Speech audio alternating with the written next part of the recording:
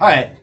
Welcome to the second conference for the Imperial Philomath. My name is Zach Root, and today we're going to be talking about High Rock. I think it's something that, if you're familiar with the Elder Scrolls lore, it's something that falls on the less interesting side. When you have the well-developed fantasy and lore of places like Morrowind and Black Marsh and Elsewhere, um, High Rock just doesn't really seem that interesting. It kind of falls into the classic classic medieval fantasy tropes, which isn't to say that that inherently is boring, but at the same time, when you have a game of like giant insect monsters and like cats that are born different based on phases of the moon and like sentient trees and their lizard minions, like High Rock just kind of sounds on the boring side. So the hope of this conference today is to kind of break down some of these aspects of High Rock, the Bretons, the Orcs, and just kind of everything in the province to try to get a better idea of cool elements to it. Uh, so there's a couple different things that we're going to be talking about today. First, we're going to be talking about the influence of the Direnni on High Rock and how that might manifest in some interesting ways of like half human, half elf hybrid things. Next, we're going to talk a little bit about the Orcish influence on High Rock. First off, the Orcs themselves in Orsinium, but also how their sort of culture kind of permeates through the rest of the province.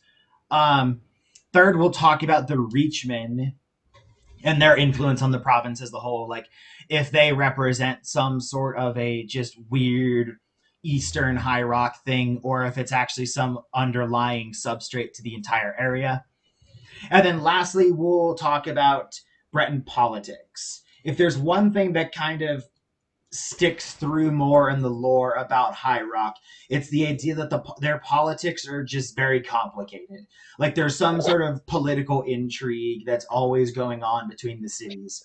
So the hope is that we can kind of break that down to, is there something really interesting going on with that, or is this just a glorified Westeros? Everyone hates each other, everyone's backstabbing, but are there more fantasy elements to that?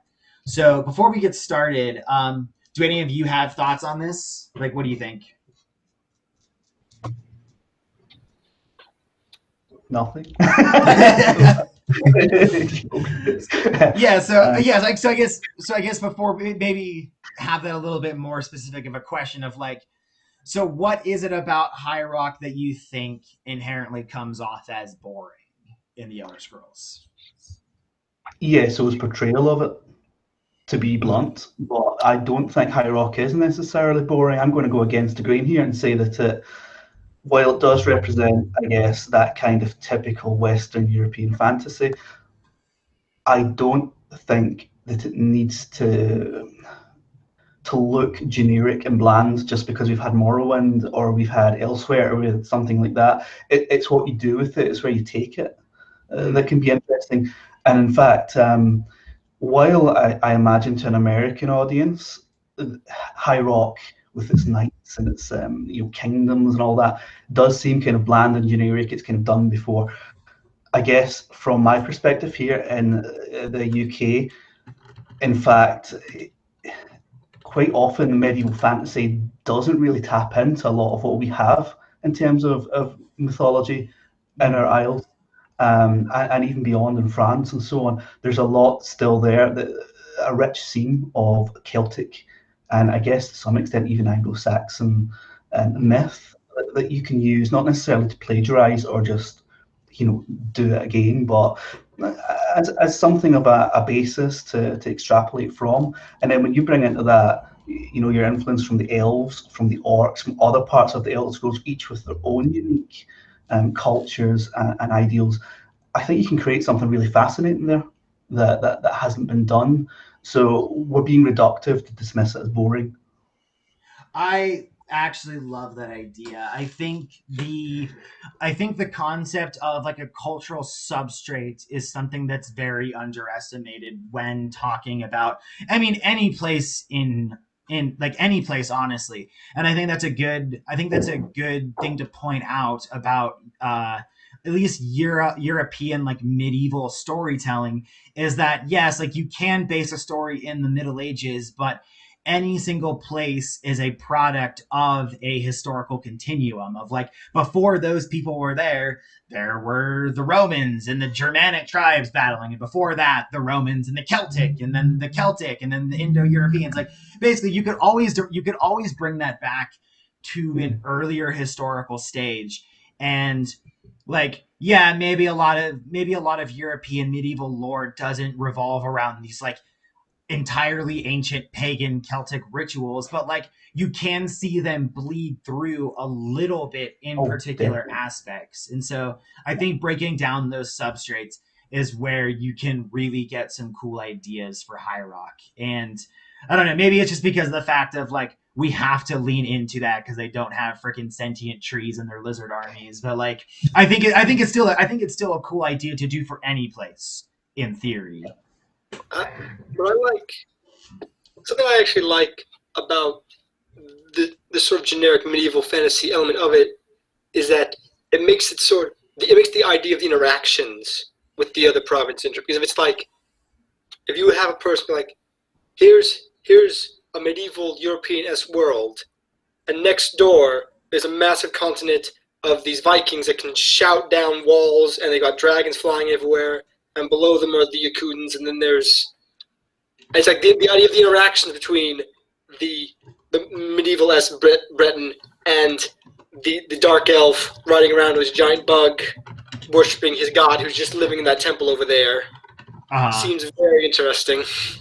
Yeah, I guess they become interesting by not being, gods on Earth, or bug riding dark hills or anything like that. They don't have the giant mushrooms, in a sense that by being that core of medieval fantasy, they become unique in their Yeah, own way when interacting with these other things. And it's interesting that you mentioned Skyrim, so your Vikings coming in with their their foam and so on, because some of the writings that we have that remain from sort of the so-called Dark Ages, the early medieval period, the way they describe the Vikings coming to Britain, the fear and the terror at these, Northmen coming on their long ships. They're going to arrive here after what they've done to monasteries at Lindisfarne and so on. That's something that I see coming back when I read, for example, in the Pocket Guide about Skyrim's conquests and High Rock. I can just imagine the terror and the fear and the eyes of the local needs and the Aldmer population seeing these warriors coming and ready to conquer.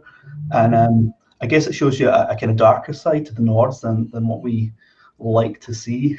Just drunken Uh-huh. fun guys that are constantly spewing nonsense about milk drinkers and need. Actually, they can pillage and rape with the best of them, I guess.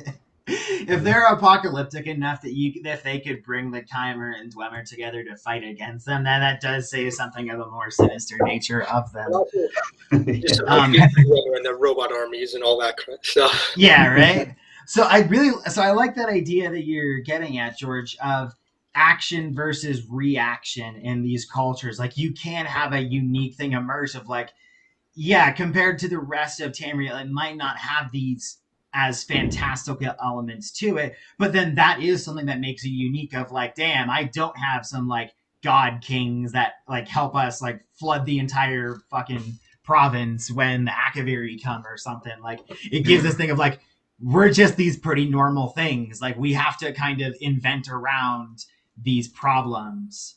Um, yeah, that's a really cool idea. I like that a lot.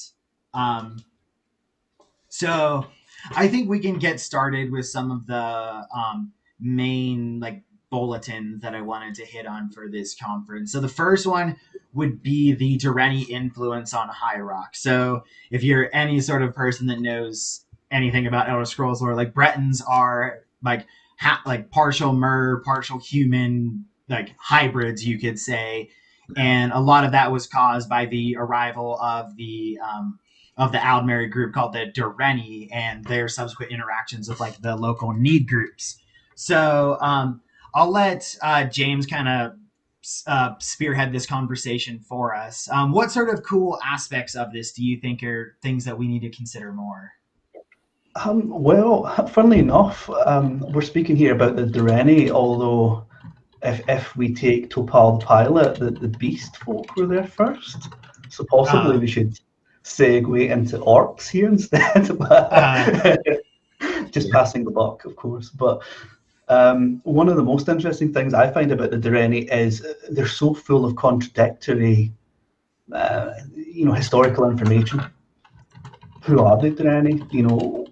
When did they arrive on the scene? Why is it that we have a host of Aldmeri groups or clans who arrive in High Rock, but they're not all labelled Direnni? Or mm, if you want to go down the ESO route, the name Aliad sort of comes up now and again. Also, different dates for the founding of the Direnni hegemony. uh, What was happening there? What were the Direnni doing before that existed? Were they there? How long mm. did they last? Where did they go? I can give you a whole load of sources that'll show you completely different different examples, and I guess we can try and synthesize those if you like. But I'm quite keen to hear what you guys think about the Direnni first of all. So, the first thing that comes to mind from what you're saying is this idea of Direnni might actually be an overarching term that actually describes multiple groups of Aldmeri migrations, which Yeah. I think does add the potential for cooler subcultures within them. That instead of lumping them all into one, oh, we're just a clan, like it's actually all of these different groups that could potentially have like different traditions and different histories. Um, I guess trying to put that in the context of the Aldmer as a whole. So you have the possibility of like aliens, but what sort of other groups are you imagining that this quote unquote Direnni could have actually been comprised of? Well, an interesting discussion in itself is were the Direnni Altmer or Aldmer, because we have conflicting stories there, and part of that is because, for example, in the Pocket Guide to the Empire, the first one, they just talk about the Aldmer. Of course, the third one also speaks about Aldmeri clans who, arrive in High Rock, but the dating itself gives us an issue, depending on when they arrived. Did the Altmer exist yet? Is that something that came later? Is it something that Mm-hmm. became a cultural identity after the point, if you like, the Aldmer had already split across Tamriel? But to keep it simple, I would say we've definitely got Altmer. Uh huh. There's really influence there, definitely, especially post Alessian revolt. We even perhaps would see some Falmeri influence, Uh huh. particularly in the east. And then, of course, you've got your Dwemer. Dwemer would have Mm-hmm. been in. I don't think that we would lump them under Direnni, obviously, but there may Right. well have cross-cultural interactions. And let's not forget Orsimer. Uh Again, I huh. would not put them under Direnni, but this is another, if you like, sort of, depending on which side of the line you fall on, there are some sort of elven-derived group who have some influence there. Mm-hmm. Depending on how you feel about the Aldmer of Hammerfell, we're never really given a name for them. ESO again, and I will come back to this point, ESO does call them aliens. But the sort of mayor of, I don't know how you pronounce this, Hegath? I'm not Are sure. you trying to get at like the left-handed elves or whatever the heck they're called? No, Oh no, wait, no, no, no, that's no. Yukita. That's We Yukita. in Pocket Guide to the Empire 3, we've got elves who are indigenous to Hammerfell. In fact, they come up again. They're re-mentioned in ESO and Antiquities, not as aliens but as their own thing. So, they're a very, very obscure group. Who were these elves? What kind of relation did they have to the Direnni, particularly when the Direnni conquered parts or controlled parts of Hammerfell? What kind of interactions were going on there? So I would say the core is probably going to be Altmer, and then Uh-huh. where we go from there is anybody's guess. Mm-hmm. So I think so. Talking about like all of these different elven groups that do have an influence on High Rock history compared to this archetypal Direnni. When you hear stories in the lore about like the Direnni clan doing things, is it the idea that these groups are unifying together for certain things, or is it just like the local humans not understanding that dynamic? And so if you got the aliens going off and doing some shenanigans, they just group them all together as the Direnni. Well, in terms of the Direnni themselves, I mean, we have access to this, I guess you'd call it some kind of poetry. It's called Once by Biridamo, the Signifier, our favourite Direnni these days, who claims that when Direnni Cygnus discovered the tower, she decreed that all who followed after would take her name.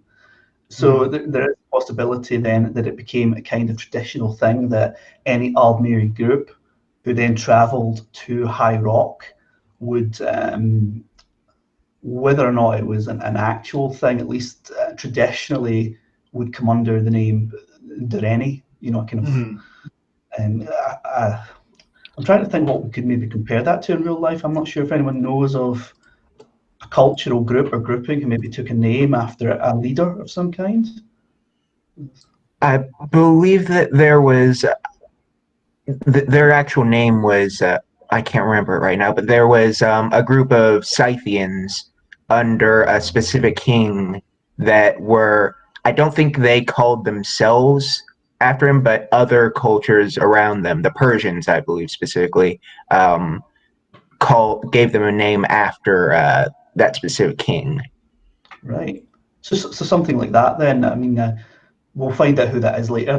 Maybe add it to the script here. But yeah, that kind of idea. Maybe they did not necessarily see themselves as Direnni, but by the very nature, the preeminence of the Direnni clan for having discovered the Adamantine Tower, that prestige alone gives them that kind of influence over the culture to have their name spread across it.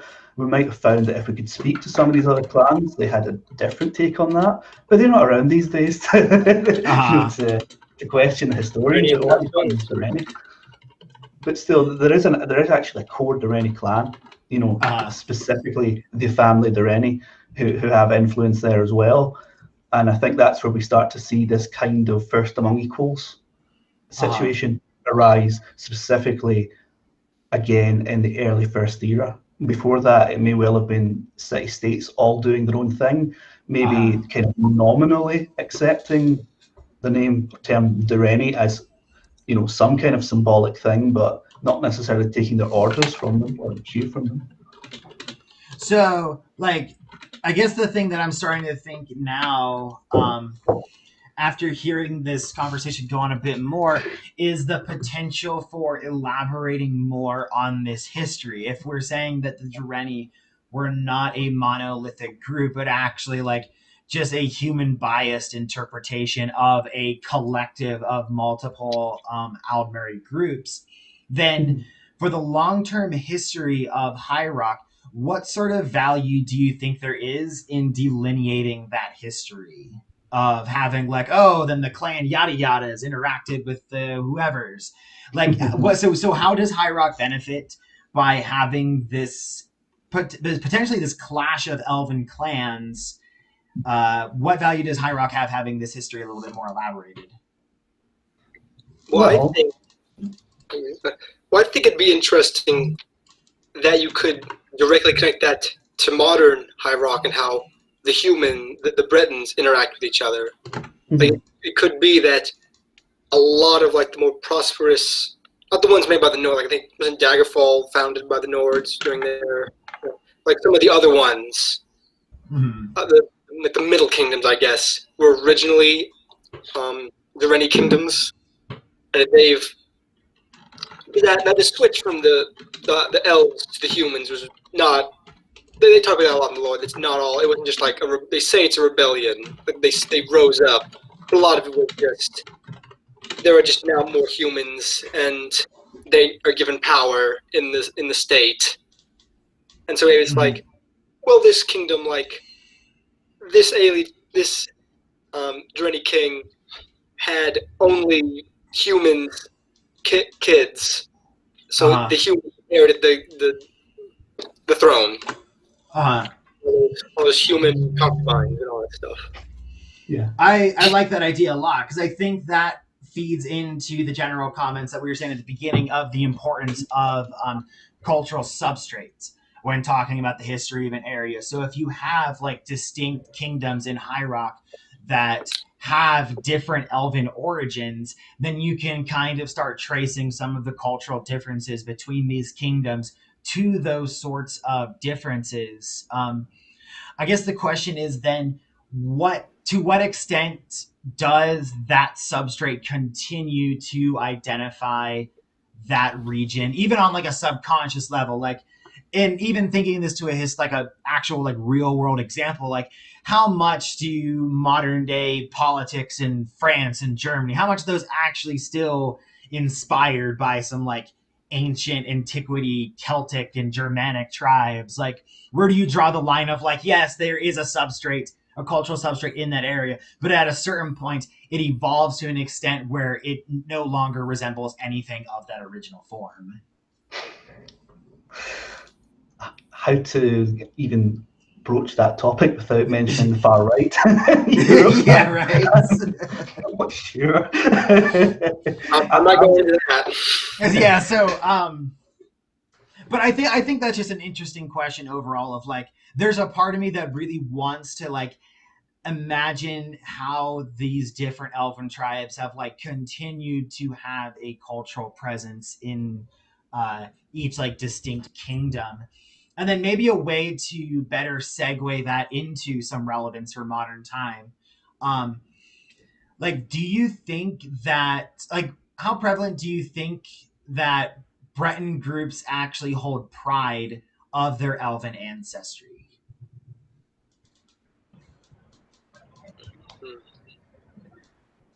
Well,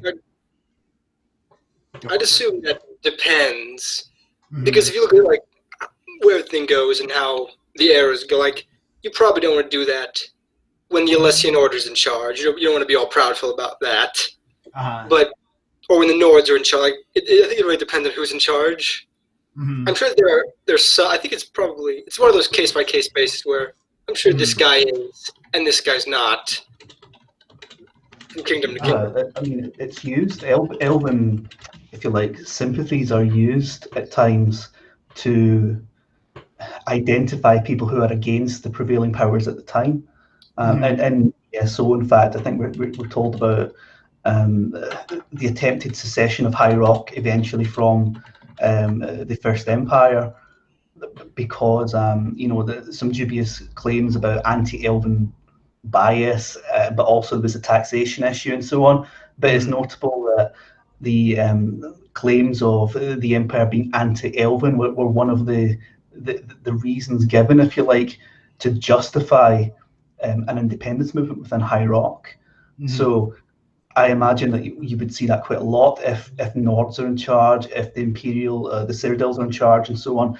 If you're looking to spark a kind of home rule type situation, then claiming that there's a kind of anti-Elven sentiment among the rulers is a good way to kind of whip up sort of, if you like, independent sentiment. And what's interesting about that is it seems to be the opposite of what happens at other times, where the Bretons themselves are jumping on the bandwagon of, yes, you say that the Direnni were bad, I'm saying they're worse.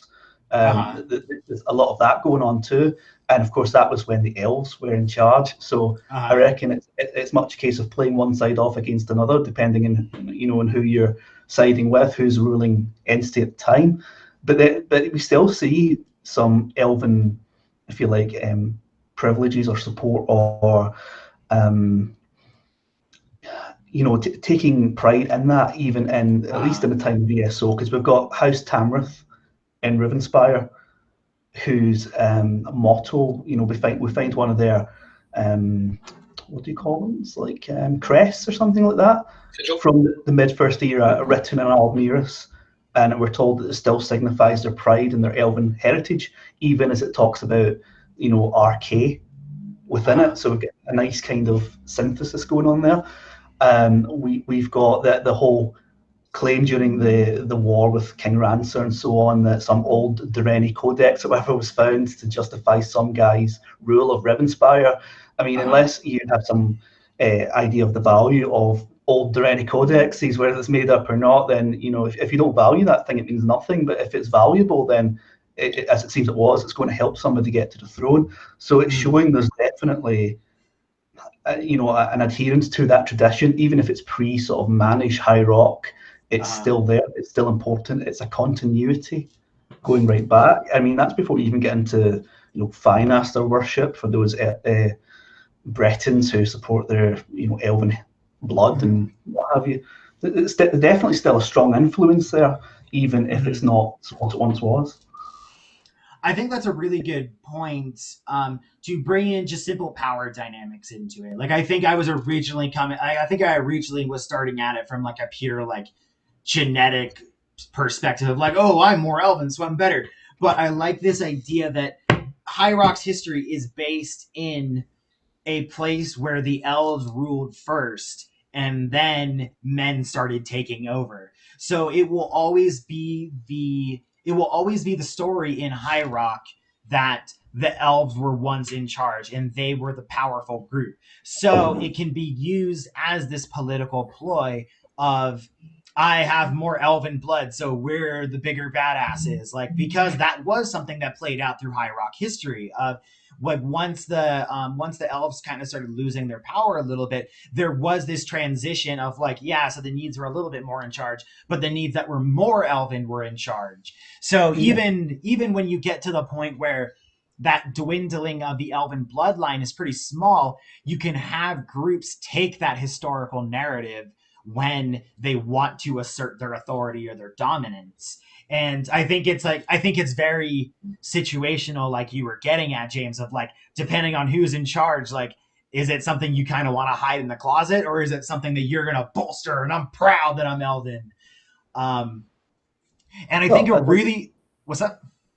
I was just going to mention there a little bit of information I think we got from, I hate trying to pronounce this man's name or mare's name, Last Iliad King, right? Yeah. Mr. Diner, right? He writes this, I remember him. Yeah, I know. His diary of some sort, right? And he's listing the dates, but he does mention at one point Aidan, I think it was Aidan Direnni, forced to sign a Bill of Rights of some kind to give more kind of rights and freedoms and privileges to the Bretons in return for their allegiance during the battle against the Alessians, which is totally King John and Magna Carta and so on all over again. But that's something that I hope we do cover. The relations between the Direnni and the Bretons. It wasn't slavery in the sense that we're used to as such. I'm not saying it was good by any means, but probably it's within a feudal system where you can actually rise up the ranks, and some of the supposed things like perquisitive coitus and so on, I'm not too sure to what extent that would either have been applied across the board or at all, and especially in the context of what we found now, with like the Manmer idols that have been dug up in the New Antiquities system with, was it Mara and Lorcan or something together potentially as a couple. At least in some kingdoms, it looks like it was much more kind of a two-way system as to who is dating who, if you like. So there's definitely a lot more complexity there than there is, for example, in Cyrodiil, where we're just getting flesh sculptures and things I won't even go into at this time because I'll throw up. So I definitely think that's something we'll kind of elaborate a little bit more on when we go back to talking about the needs and stuff of this dynamic of slavery, because I do think you're right of like, even though we can all come to the consensus that it's messed up, I think a lot of the Western notion of chattel slavery is a new concept compared to what you saw back in the day of like, imagine like basically like slavery, at least in the Roman Empire, slavery in like the Middle East, like it has a very different cultural notion. And I think that'll be kind of cool to break that down a bit more when we talk about the needs and the Reachmen and stuff. But one last thing that I wanted to kind of talk about, kind of synthesizing all of this together in a way that we could find modern day relevance. How do you think all of this plays into the political landscape of High Rock in the Fourth Era? Like, when I think of all these dynamics, I think of a lot of like closeted Thalmor in certain regions just because of that elven ancestry. And so maybe you do have this weird dynamic of like their politics are so complex that you could literally have Thalmor agents in the like Thalmor kingdoms in the middle of the empire and no one knows the difference just because they kind of play off of each other of like, oh yeah, I'm part human, like Titus Mead, you're awesome. But at the same time, they're kind of like giving services to the Thalmor as well. Well, yeah, I suspect we'll see a lot of variations there, as you say, and with the mix of kingdom, the political situations, people will be taking advantage of the the geopolitical disputes for their own sake, for their own benefit. They're not particularly interested in the whole overarching theme of what's going on. Maybe could even care less about Talos, but it's suitable for them in that moment to play one side against the other, to manipulate the situation for themselves. They're all human, like us. We all do it to some extent or other, whether we tell ourselves we do it or not. We are capable of it. But then we will have, kingdoms, kings, people who admire that elven heritage, who maybe, it's typical of us as well to look back to these glory days, whether they existed or not, of something that was better in the past. And, historical ancestors at the time of heroes and so on, who may well be supportive of the Aldmeri Dominion. And that's not necessarily always going to be just on the basis of, remember back then how great things were when we were the caste above everyone else because we had the most elven blood. There's also going to be that kind of, High Rock's known as a place where there's a lot of trade. There's a lot of diplomatic relations. So, if you're a coastal kingdom, say in Western High Rock, you're quite isolated from the empire itself. There's trouble kicking off in Skyrim. Hammerfell's now independent, but you might have a flourishing trade agreement with Lilandril or somewhere like this that you're going to boost the popularity of the elves there because it's going to suit your trade agreements. It's going to suit your economy. It's going to suit your prestige in the region. So, of course, you're going to see that definite pro-elven. It'll go anywhere from just being like, we don't support the Dominion, but we do like the elves, or we're neutral, or even it could be we're very much pro-Dominion within the Empire. We are seeking secession here. It could be anything in the entire range. And then you've got the opposite as well, where we're very much pro-Cyrodiil. These people are, remember what happened when the Direnni were here? Do we really want to get back to that? Elven rule and High Rock, the exact opposite as well. And just because you've got that mix of local politics, national or provincial politics, and international politics, everybody's standing to gain or lose effectively in that situation for multiple different reasons, historical and cultural, economic.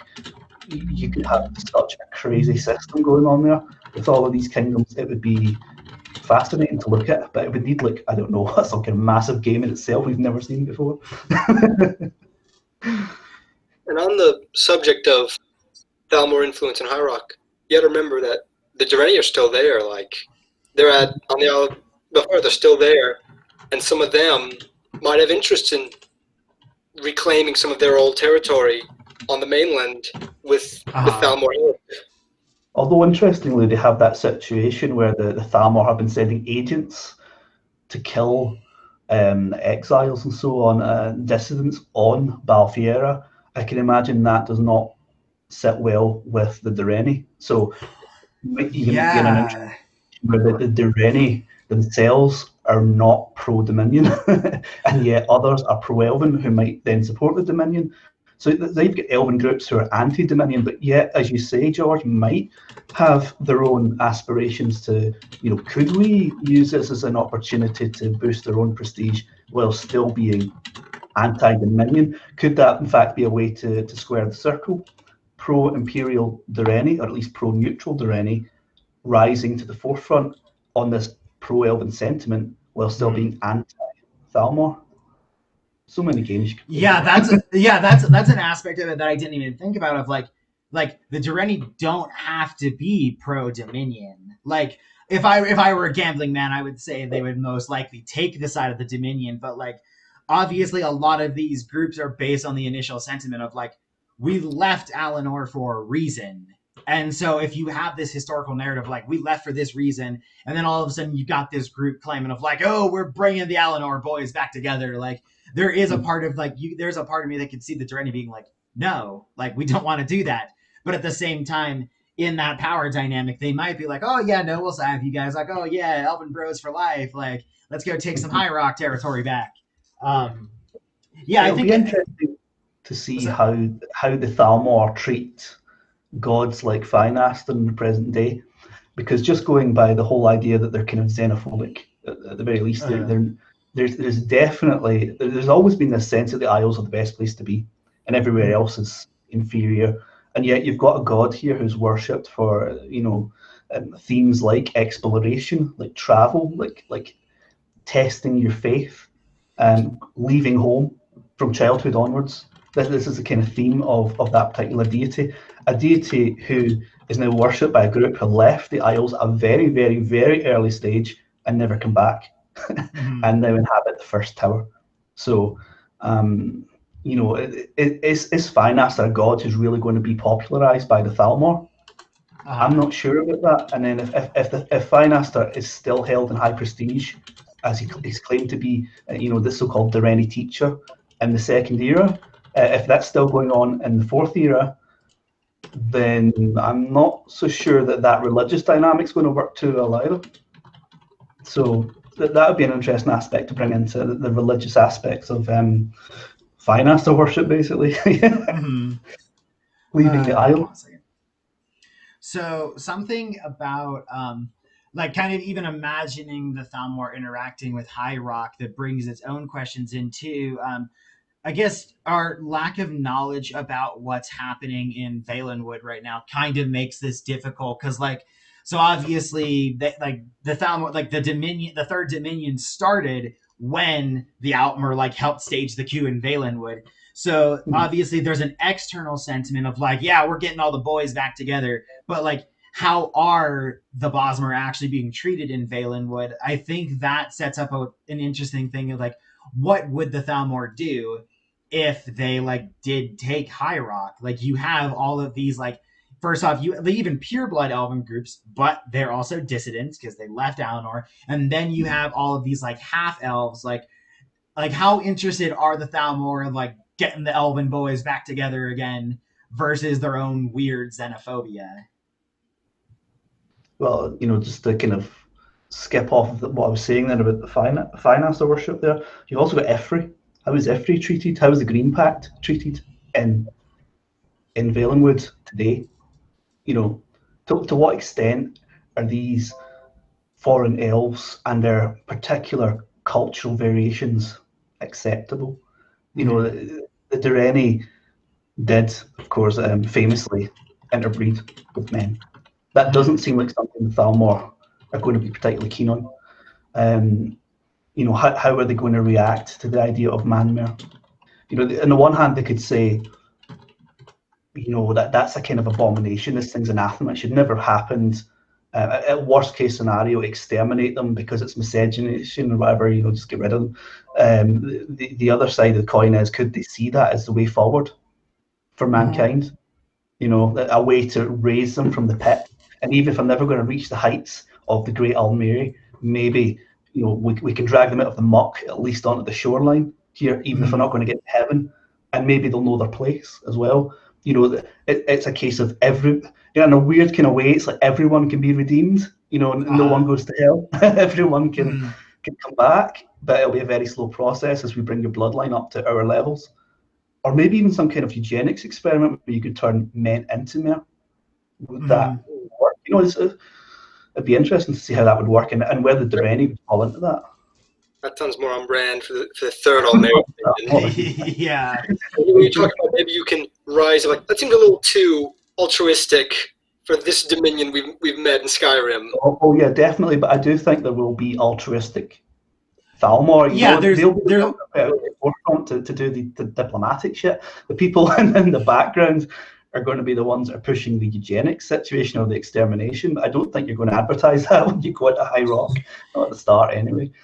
Yeah, you can imagine that there is obviously a spectrum of Thalmor political beliefs. And I don't know, it's hard to say, like, the Thalmor that we see in Skyrim, how much of that is just bad Bethesda writing versus, like, you could actually make the case that, of like, of course the most messed up Thalmor are going to go to Skyrim because that's like the antithesis of their beliefs. Like, that's where Talos came from. That's where, like, you got the first humans like exterminating the elves. Like, that is like their antithesis. You can imagine that the most ideologically extreme Thalmor would go there in the first place. I like that Sure. idea What have of they been told? imagine. Say what? You know, well, what have they been told before they went? If I've never been to Skyrim, but I'm hearing these horror stories about these people who have slaughtered, my cousins who used to live there, and they're nasty, they're brutish, they're violent. All they do is invade people. They're the worst of the foreigners I've ever heard They of. still actually worship Lorcan. Yeah. Hmm? They still worship Lorcan. That's what. Yeah. They're the only that in itself really is worship him. off my continent. Yeah. So you go there with that attitude to start with. Probably not going to endear you to the local population, and you will come across like a bit of a tosser by the time you arrive because you've already been told these people are the devil. So there'll be a bit of that. How that would play in High Rock, I don't know. Probably a lot of snooty superiority, that sort of thing, but maybe not quite to the extent of the disgust that you might see in the Thalmor and Skyrim. Yeah, I imagine that you would see moderate Thalmor in High Rock, kind of getting at what you're talking about of like the if we can't make them perfect, like we'll still try to bring them out of the mud. So you could have moderates that are like, oh yeah, we don't need to wipe these humans out. Like, look at the Bretons, they're so sophisticated and they're like part elves. So you could imagine that sentiment of like, even if they don't want to wipe out the humans, like the moderate Thalmor might be interested in just like, I don't know if the word would be genetically assimilate, but something along those lines. I'm sure that the priest of Stendhal might call it the Altmer's burden. Well, I mean, making humans into elves is one way to exterminate them. True. I mean, that's what happened to the Aliens when they went to Valenwood. They just integrated. They were all just wood elves. Yeah, it's a friendly version of extermination. That's a much more depressing. That's a much more depressing outcome. I have pointy ears under this thing. I thought you don't see it. I was like, what's he wearing that thing? Oh, it's behind his ears. All right, so we can come back to the Thalmor stuff later on, but I think now is a good time to transition over into the Orcish stuff. So I don't really have too many. Oh, there we go. Look at that. Scott just made it. So hey.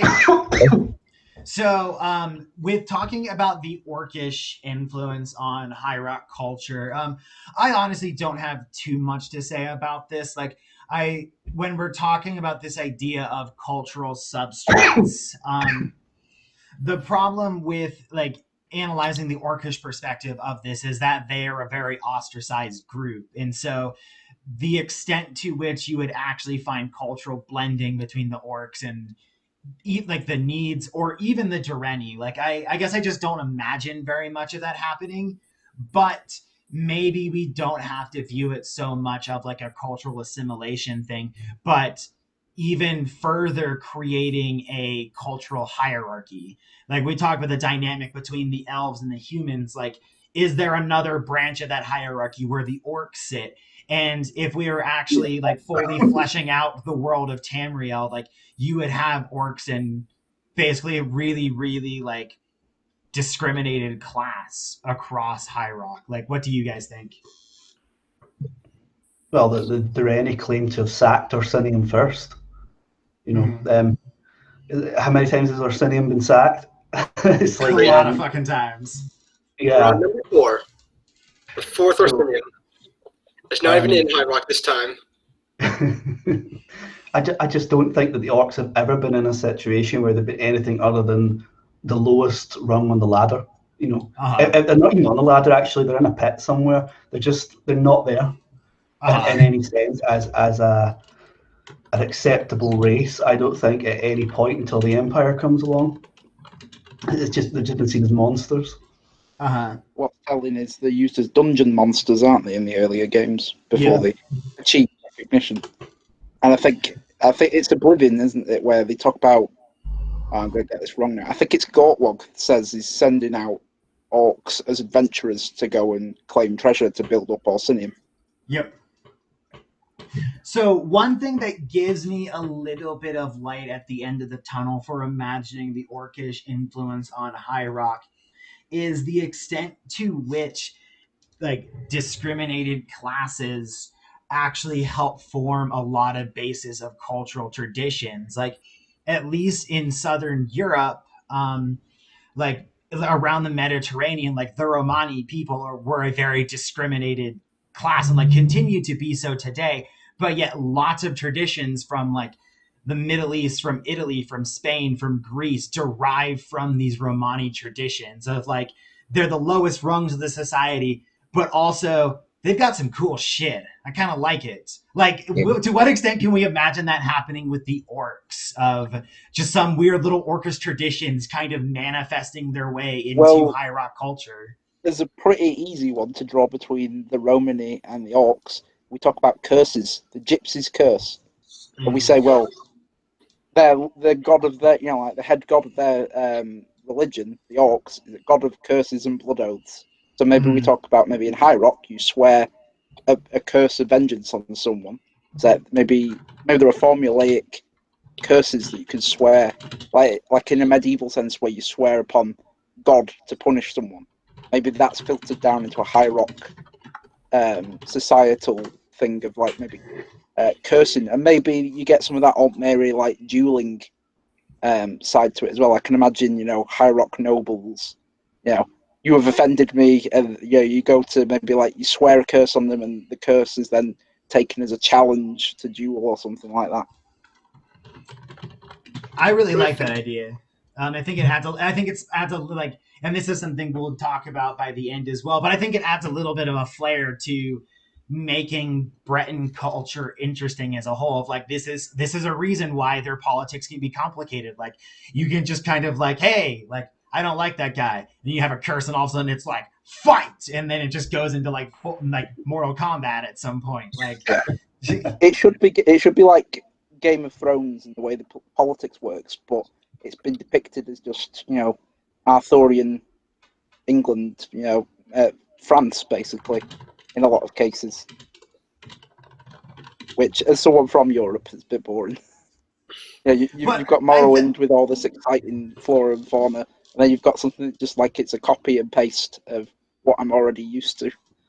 But I think we can, and I think that's one of the big hopes of this conference in the first place, is even though a lot of the conception of High Rock politics just sounds like Westeros, like where can more fantasy elements be incorporated into it? So like, I don't know, I like this idea of like Malakath actually does have this like influence in High Rock, is this like negative aspect or like a vengeance aspect to it. So like, even though the Bretons and the elves themselves might like shit on the orcs, like there are still elements of their culture that they can appreciate. I don't know if you would expect. What's up?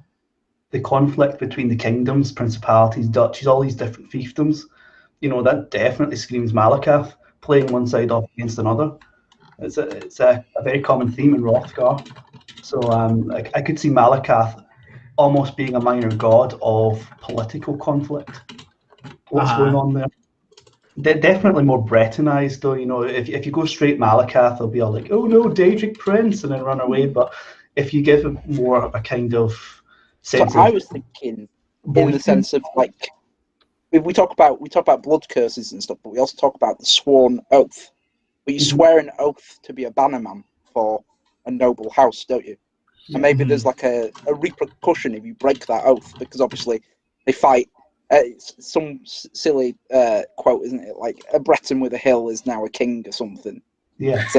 So it's that same idea of if you swear an oath to be the banner man for a particular lord, if you break that oath, maybe that's where Malakath comes in. That's where their Bretonized version of Malakath comes in. It's basically It Follows set in High Rock. Malakath is coming for you. So I think maybe this is an okay place to add this in. I was going to bring it into the politics part, but there's a part of me that wants to imagine Morag Tong equivalent in High Rock that's oriented around some sort of like a Malakath cult, like because like in at least in the context of Morrowind, like the Morag Tong kind of serves a political intrigue purpose. It's like, hey, instead of launching these full wars against each other, like if we all know we can like bring this third party in to kill someone, like it kind of acts as a balancing factor in maintaining political relationships. Because if you send the Morag Tong out to kill someone, they're gonna hire the Morag Tong to come and kill someone from your side. So it acts as its own balancing factor.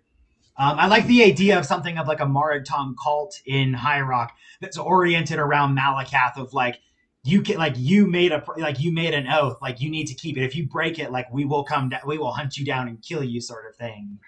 I don't know. What do you guys think about that? That cult would be very different from the Morag Tong. Yeah, Because they're Malakath, it's we need you to give this guy. All right, let's all get our battle axes and just knock down his door and beat the crap out. Like that's gonna be a very different. it's not as sneaky. It wouldn't be as sneaky, but like I imagine, like I guess maybe what's up? It's the difference between hiring a hitman and hiring like a bunch of guys with baseball bats to go and beat someone up in the street. So I guess With maybe them more being what I was. Bretons, would it be a knightly order? I guess what I was imagining with it was like the very fact that it's like it's like a sanctioned legal institute is maybe more how I was thinking of it as Morag Tong is like we all come to the consensus of like, hey, we have like an agreement between each other. Like if either of us breaks the agreement, we can bring this third party in and they get to do whatever they need to make sure that that contract is maintained. Maybe that's more what I was thinking of it. Like, yeah, I don't think they'd be sneaky at all. I think they would just literally be like a bunch of people with axes and they break down your door and they're like, you goofed up, you're gonna die, sort of thing. Like Gogron in the Dark Brotherhood. Oh yeah, I don't think I just chop people yeah. Up. If anywhere would have something like that, it would probably be High Rock. Mm-hmm. It just sounds like a divine prosecution, but with Malakath in charge this time. Yeah, I just think that'd be cool. And then you can have this group have just these really strong orcish cultural ties of like the reason we're really into this is because we got screwed over on our part of the agreement. So like it becomes this like perpetual cultural narrative of So do you think they're being paid protection money or something like that to enforce the Mafia. Well, see, and that's what I think could be really cool about it is like you could imagine a broad spectrum of things that they end up being used for. Like you can imagine an honorable group that is supposed to only like help mediate agreements between people that can be used for more sinister purposes. Like if you're just really rich, maybe you just use them to go bully people that you gave loan money out to and they haven't paid you back. Like you can imagine them just being abused as well for this political dynamic. And like in just like imagine just like multiple layers of complex like bureaucracy and like corruption and stuff of like, oh yeah, no, the rich guy in town's got the I don't know what they're called, the High Rock Morag Tong on his side. Like if you don't pay back your loans, you're gonna get the crap kicked out of you, sort of thing. Like a mafia. The Order dynamic. of the Sworn Oath. The Order of the Sworn Oath. Yeah, I'm already seeing a whole quest line where you've got to go in and purge them all for Malakath. He does not need gold, he needs blood. yeah, like I think that's part of like the idea of making cool lore is to imagine how it gets compromised as well. Yeah, like you're saying, like a quest line, like Malakath's pissed off, like no, this guy's just using me as like a gang of cronies. Like we're like an honorable group that holds this like political ideology. He takes exception to the fact that they get paid for the services. That no, you follow through on the oath because it's the like you've sworn to do it, not because someone's paying you to enforce it. Yeah, I think my that's brother also said. My brother also said he's kind of chipping in with a few ideas. Said, what about witches? So how do we see those as enforcing oaths and that kind of thing? We'll get to that. There's the druids, isn't there? Yeah, so we'll get to that in the third part because basically I think once we get to the Reachmen part, like I have so many fucking crazy ideas. Like I think by the end of this, like I think we'll have a pretty cool breakdown of High Rock lore along that point. But before we get to that, does anyone have any other comments on the Orcs? So we're talking about how the Orcs have influenced High Rock culture as a whole. But Yeah. how much do you think that may have happened? May also happen like the other way around. Like, how do the Bretons influence the Orcs? That's a very I, good point as well. Where'd you get, George? I actually do have a theory about that. Uh-huh. So in earlier games, Orcish armor is really ornate. Like it's Mhm. really fancy, very nice because the Orcs are the best smiths, so they would make the best armor. Mhm. But in Skyrim, the Orcish armor is very Lord of the Rings, Orakai, like just big metal plates everywhere. And I had a theory that Orcish armor is a reflection of where they live. So in Skyrim, the Uh-huh. Nords are very blunt. They're very, they're heavy armor. It's just heavy armor. Just get what you can, smelt it together, do all that stuff. They have to like mine it all themselves. They don't really trade with the Nords. But in High Rock, everything's a lot fancier. Like it's nice and big fancy armor. So they've kind of adopted that tradition and have made fancy ornate armors, and they trade with the people to get like fancy jewels to add on to their armors and stuff. I really like that idea. I think that says something to. I've seen this pop up a couple of times on the subreddit, but like the idea that the orcs are actually a lot smarter than we give them credit for. So I like this idea of like they're just naturally super good at like crafting things. So they take artistic influences from High Rock and they like that manifest into their creations. Their armor are these beautiful creations of like the perfect forged metals and like the most beautiful designs. Like they just like took they took these artistic influences and just it's in their creations. Like you can imagine that in High Rock, maybe like orcish jewelry is like the nicest jewelry in the area, and like that their architecture is like super, like their architecture used to be super beautiful. Like Would I don't that know, be I can see that. stronghold orcs? Are we talking about stronghold orcs that make the strongholds in different? Well, I don't really want to say provinces, but different parts of Tamriel. Yeah, because I would assume the traditional Orcish armor is mostly made in each game is made by stronghold orcs. Mm-hmm. Wouldn't it be the case then that the orcs create these beautiful jewelry pieces and so on for outsiders? Because just from my perspective, I would have thought that orcs are very much of form follows function. It's got to be the case that this thing is practical and it bashes in heads or whatever. That definitely at the forefront. The only time I can remember seeing something sort of artistic related was in the Trinomac motif, where they speak about the armor should show the artistry of smithing through Trinomac or whatever.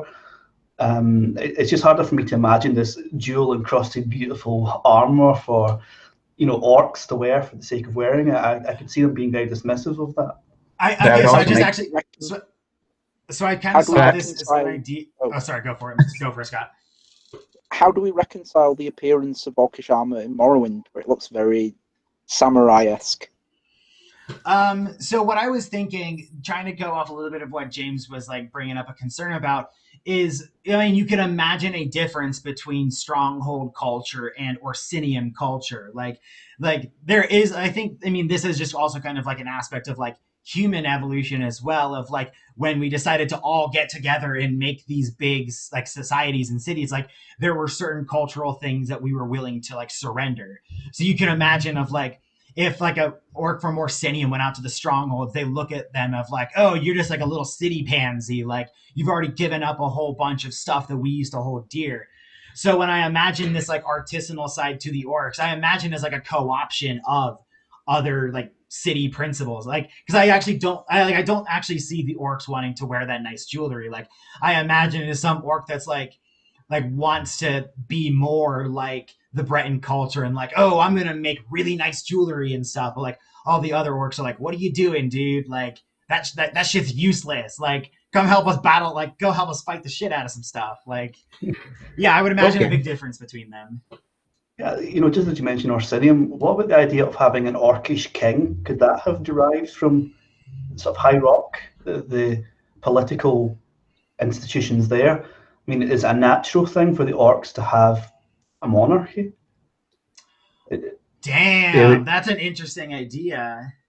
Well, isn't that just the general the orcs are always outcasts, but they always try not be. They always try and unify and form like everyone makes a kingdom. Like the Needs made the kingdom in Craglorn. Like, well, then again, you've got the Reach, where no one can be king of the Reach. So it might be the same thing. We do not recognise a king of the Orcs, but if we're wanting to fit into the political sort of institutions of Tamriel, we're going to need something that reflects that. Some kind of central embodiment of power. Do they call Kurok? A glorified chief. You're trying to match up the structure to something that other kingdoms or peoples would recognize. I don't know that. I'm open to be convinced, obviously, but I don't know that a king is something that comes naturally to Orcish culture. I guess you're always going to have someone who's more powerful than the next, but the idea of swearing loyalty to a king over a chief, I don't know. It's probably the institutions around it, not necessarily the structure, because like you're getting at, like there will always and that's a part of the chief logic in the strongholds is like the strongest one will become in charge. But like I bet the orcs don't it's not their concept of like all these other aspects of it and stuff. And like the swearing fealty, like orcs would normally be like, if the king's weak, let's just go kill him and have a new king. But the idea of like, oh, we're gonna trooper around with this king even if he kind of sucks, like that is totally a foreign concept to the orcs of like troopering up that political institution. And I can imagine it, it's like that's how they have to interface with the outside world of like, we don't want them to see us as savages. So like, look at all these institutions we have. We're doing good. Like, I can totally imagine that. Your king, at some point, someone's always going to be weak at one point or another. You have your off days. If the orcs were killing their king every other day because obvious, you'd be like, so who's the new king in Orsinium? Who am I contacting today? The king guy of old age. He's been given to the king that's not given to the chiefs. A little bit, maybe not a lot, but enough to keep some kind of continuity. Unless we think they're always at their best. And maybe you can imagine too that like maybe the orcs haven't completely compromised with that. Like maybe there is still an element of like maybe a body of people around the king decides like, yeah, this king kind of sucks. Like, let's kill him. But like, so there's some sort of an institution that keeps some of that like orcish tradition of like, if the king sucks, let's get rid of him. But it's like a very like institutionalized version of it. It sounds like you're making orcish Sparta there. Which I think would be a cool idea. Like, I like that idea. Although, like, it's not like in the strongholds. It's the chief and I guess mostly his sons and his family, and the sons can at any point challenge the father for rule. It doesn't happen every day. I wouldn't imagine that'd be like. I'm sure there'd be more of it because it's a lot of people in Orsinium. But right now, it'd be like every day. Here's the 10 people who have come to challenge you. Oh, that would be cool. Like those scenes where the king's in his chair and he's like, and instead of being the people coming to air their grievances, it's 10 people here just to fist fight you right now. To be honest, though, that does sound very orcish. That sounds like the kind of thing Bethesda would write. Like, he's this famous king, like he had to put down 10 contestants for his throne every day, and like the thing that killed him was like a disease or something. And they're all like, well, he was the strongest, but he died of a disease which makes him quite weak, so we don't know. And then you'd have two factions, one that thought he was the best, and the one that thought, well, he got killed by, a disease that a child could get over, and they maybe like start warring against each other. I like the idea of routine battles, actually. Maybe not so much of like I'm going to kick you out, but like maybe that like that's like a part of Orcish culture is the king's just like, yeah, fuck it, I'm bored. I'm going to go fight some people, sort of thing. I'm sure he does that all the time. Yeah, like I could totally imagine that. Hold on, I'll be right back. Maybe they filter in battle once a month. All the challenges for this month go to that battle. It's a battle royale, and then the king just fights the top one. That could maybe filter out some of the problems. Prove how strong he was. What's that? I said it would prove how strong he was. You would have a contest maybe every month where you get together all the strongest fighters, and the king proves why he's the king. Yeah, could work. I don't know. I'm not the biggest orc fan here, so I could see the. Sorry, I could see the idea of it being like an orcish Gilgamesh, where he just goes out, beats the shit out of certain people, has sex with their wives, you know? The wedding nights. Yeah. I like that. So I had my headphones in while I was out, but I like that idea of the like almost like a battle royale tournament, because that does like you can imagine that in Orcish traditions, it does simplify the like you want the best person to be like to take out the king and replace him. So instead of just having like, oh yeah, the king has to fight 30 people, it's just like, hey, like fill out your application if you think you can be the king. And then they all just like battle each other. And then the strongest one's like, okay, like 1v1 combat against the king. And like, that's the representation of like, are you the best or are you not? Well, that's the thing about Orsinium. Like, Orsinium is. Orsinium, because it's basically supposed to be like you're trying to adapt your stronghold culture to a larger settlement. Because in strongholds, it's like the chief's the only one who can get married and have sons, and like the old when he's replaced, the old sons have to leave or whatever, and he has like a bunch of what. And I think if I remember in Orsinium, like the king of Orsinium in ESO has like a couple wives, but I doubt every female in the city of Orsinium is his wife. Yeah. That's what you think. So I think because in Orsinium it's you murder the chief to become the new chief. I could imagine Orsinium it's instead of that we'll just have a fight.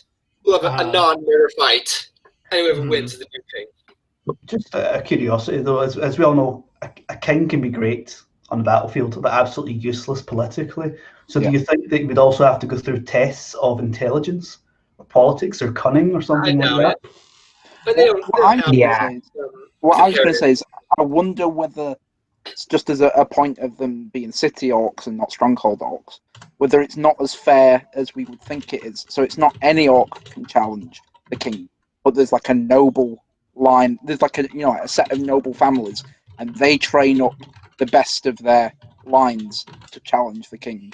So on the surface, it looks like, oh, anyone can be king, but then when you delve into it, it's like, oh no, you have to be from these certain noble families, maybe. And maybe that's the contention. That's where we could talk about maybe High Rock influencing Orcish culture by still having this sort of idea of maybe like nobility related to the king.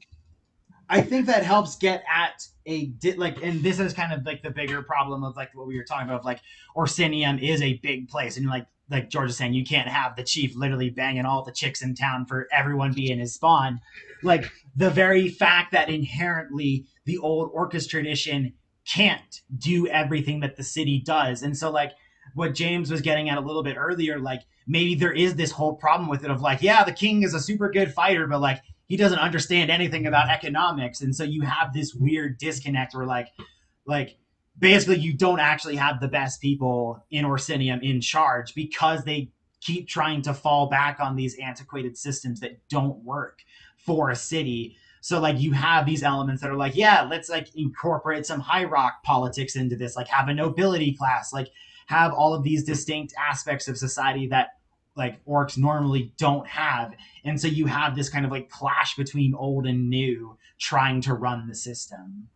That probably explains why Malakath never seemed to be very popular. Whenever you have an Orsinium rising, at some point Trinomac worship starts kicking in, or becoming popular, because there's only so far you can go with sort of Moloch type worship before it just doesn't work for a bigger settlement. And then you can bring in Trinomac to talk about unity and strength and all this sort of thing that just doesn't fit. They kind of turn Malakath, the way they understand Trinomac in a way, it's sort of making an Aedra out of a Daedra, isn't it?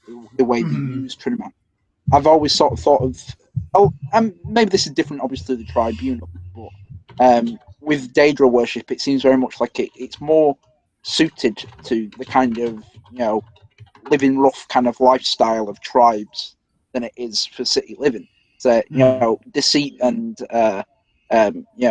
artfulness and like killing seem like they're more important things for nomadic cultures where they're going to have to fight for land and they're going to have to, maybe go against enemies that completely outnumber them.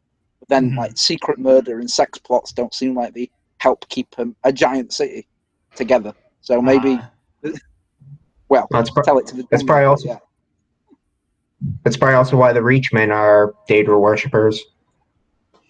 Oh man, I got some thoughts on that. I have some many thoughts on that. But yeah, I mean, maybe this is a good time to transition over into the Reachmen stuff. But does anyone have like last thoughts about orcish things?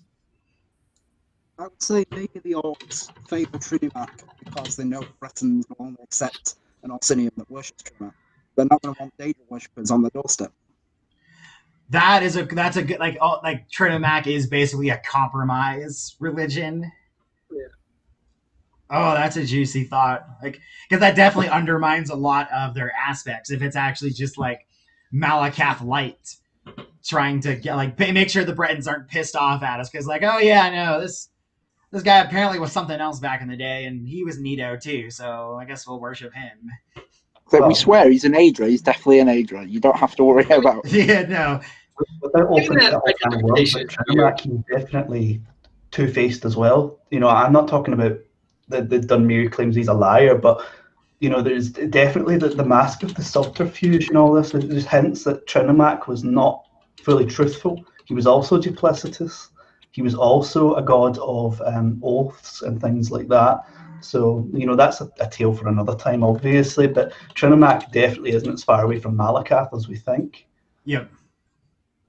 That's been something that I've always thought would be like, I don't know if this conversation has ever happened on the subreddit, but I always thought that would be a really cool topic, obviously for some other time, is to try to find the unifying features between Tridumac and Malakath to actually make the case that like quote unquote Malakath doesn't exist. But I'm not gonna go into that. I'm not gonna go into that shitstorm. We will save that. I can see that post. I can see the comments to that post already. Oh, just by people. Oh, that'd be so By juicy people and who play controversial. what do you mean Malakath doesn't exist? I did a quest from him.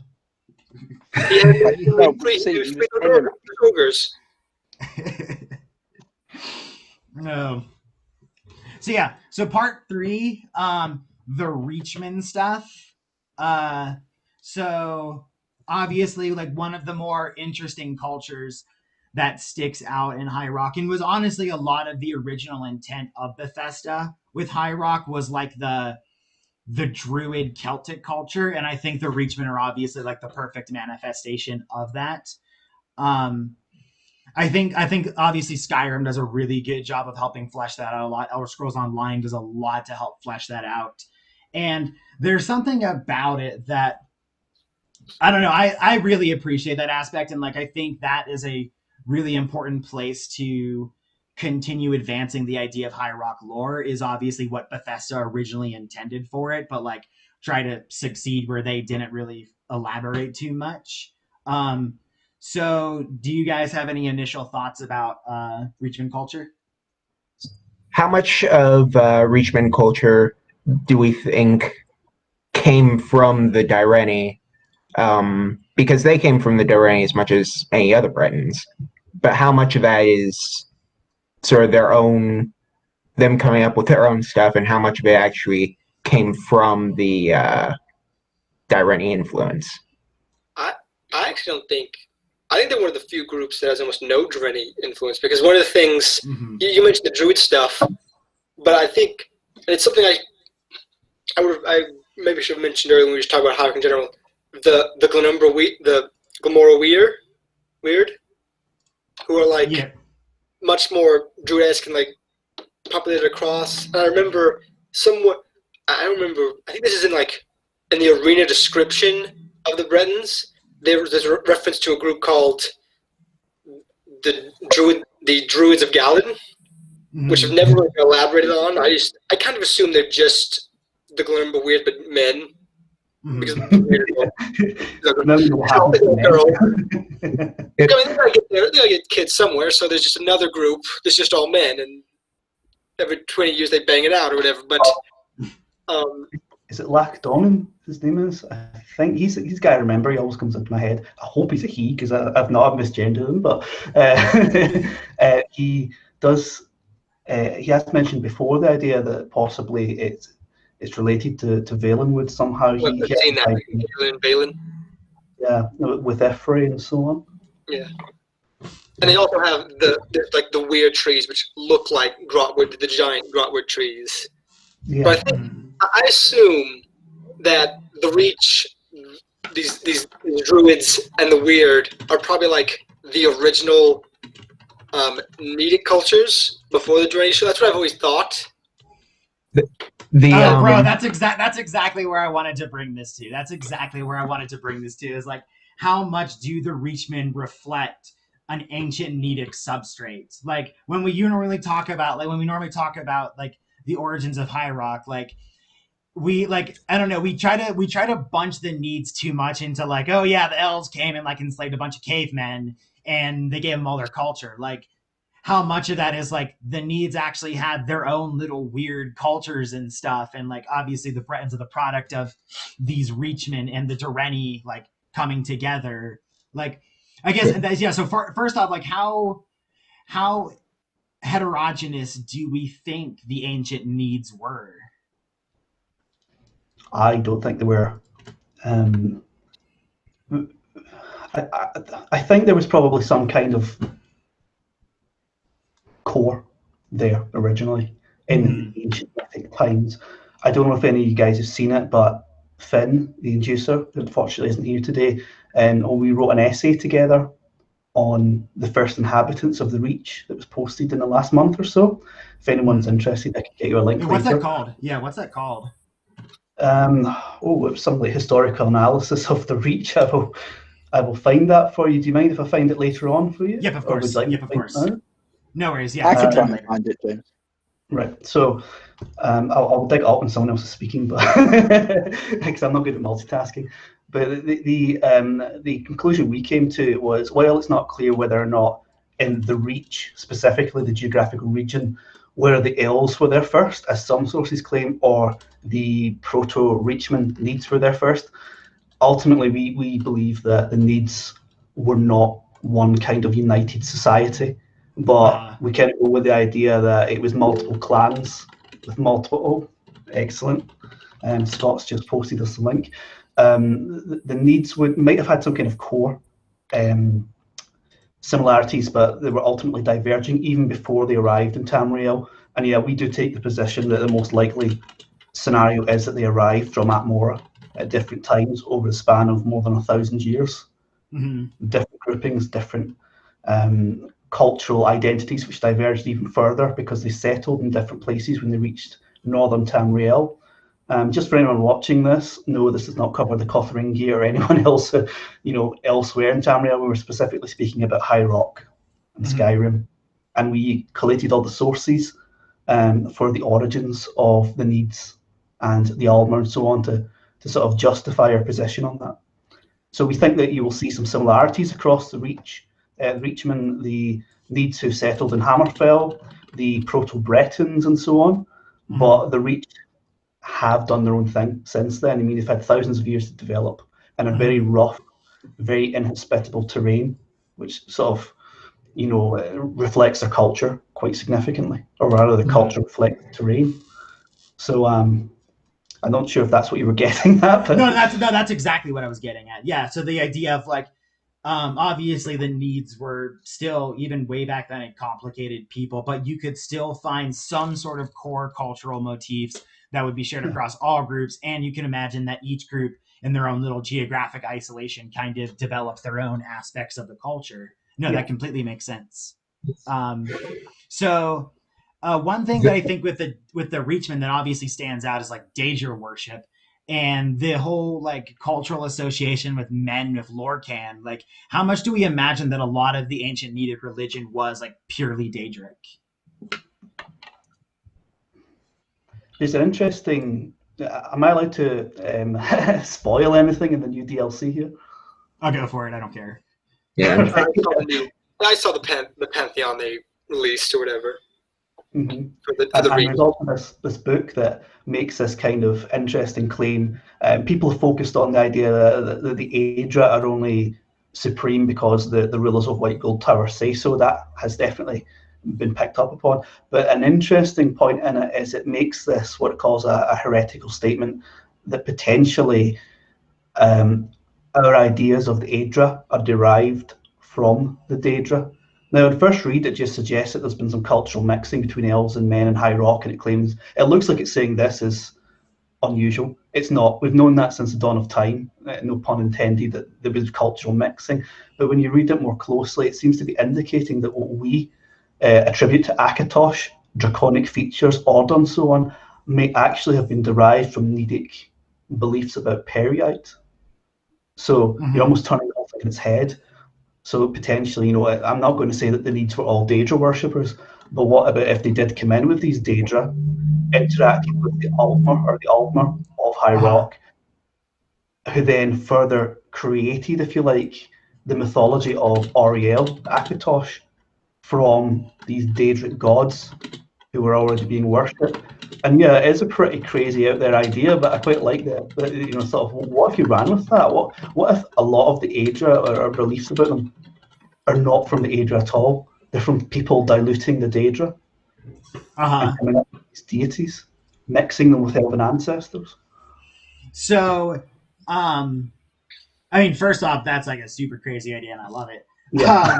Is the idea then that like you were saying at the very beginning, like of the, like the controversial idea was that the only reason the Asia are like the masters of it is because we like decided it. Is that the idea? So is there still an idea that these Asia have some sort of core fundamental ideas, and then it's just that like as time has gone on, it's also been layered with Daedric concepts?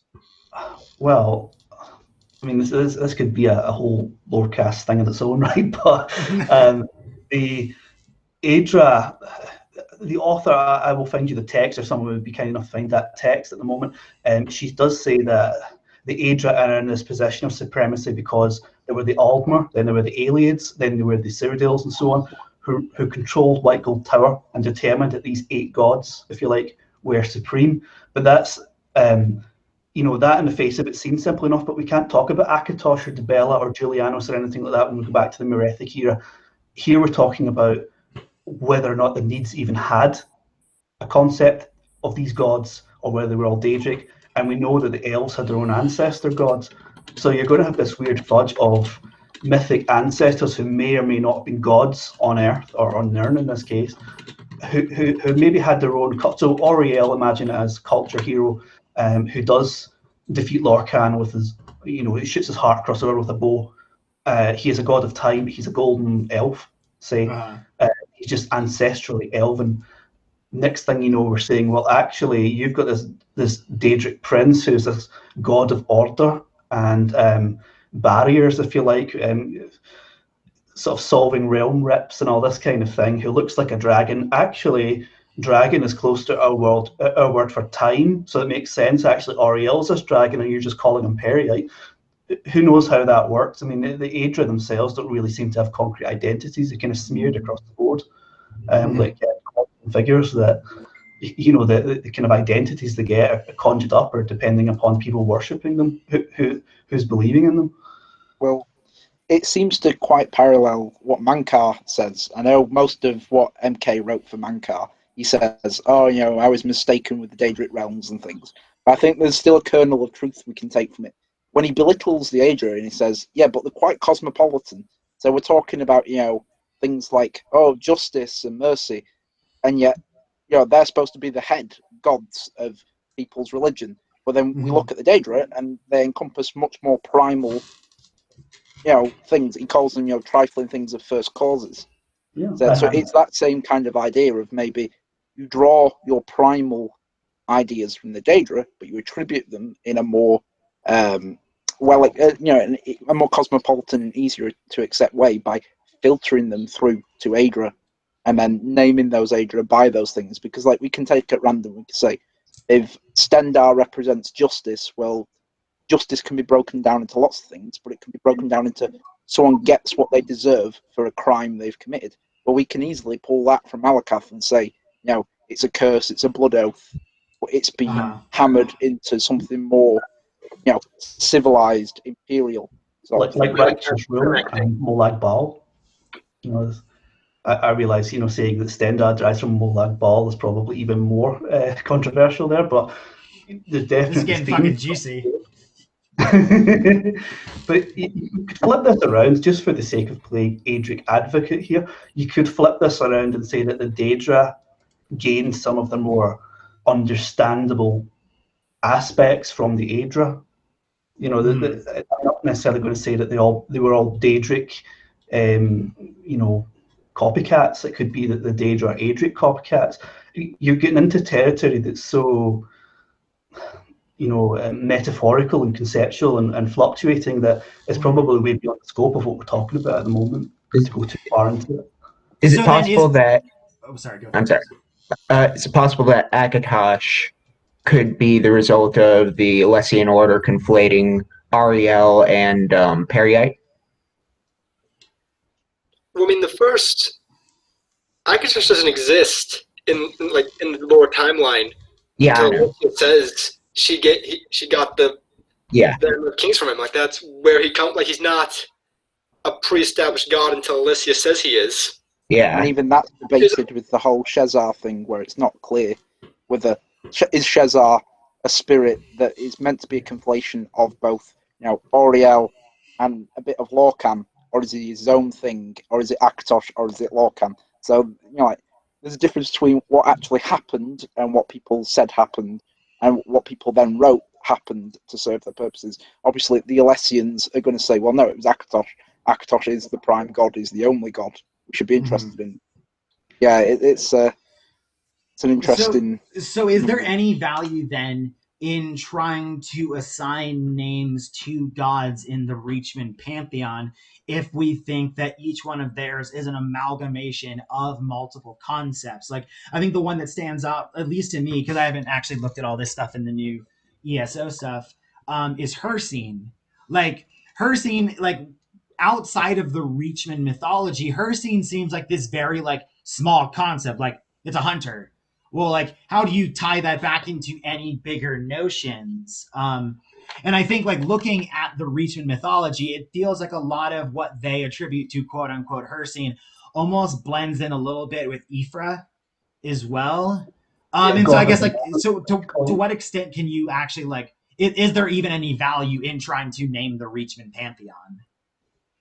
Well, the Reachmen pantheon would be the Daedra, I suspect, you know, but if we're talking about Reachmen Aedra in that sense, I think they only barely get a mention as gods who are now dead, who have killed Lorcan. I mean, I think, is it the...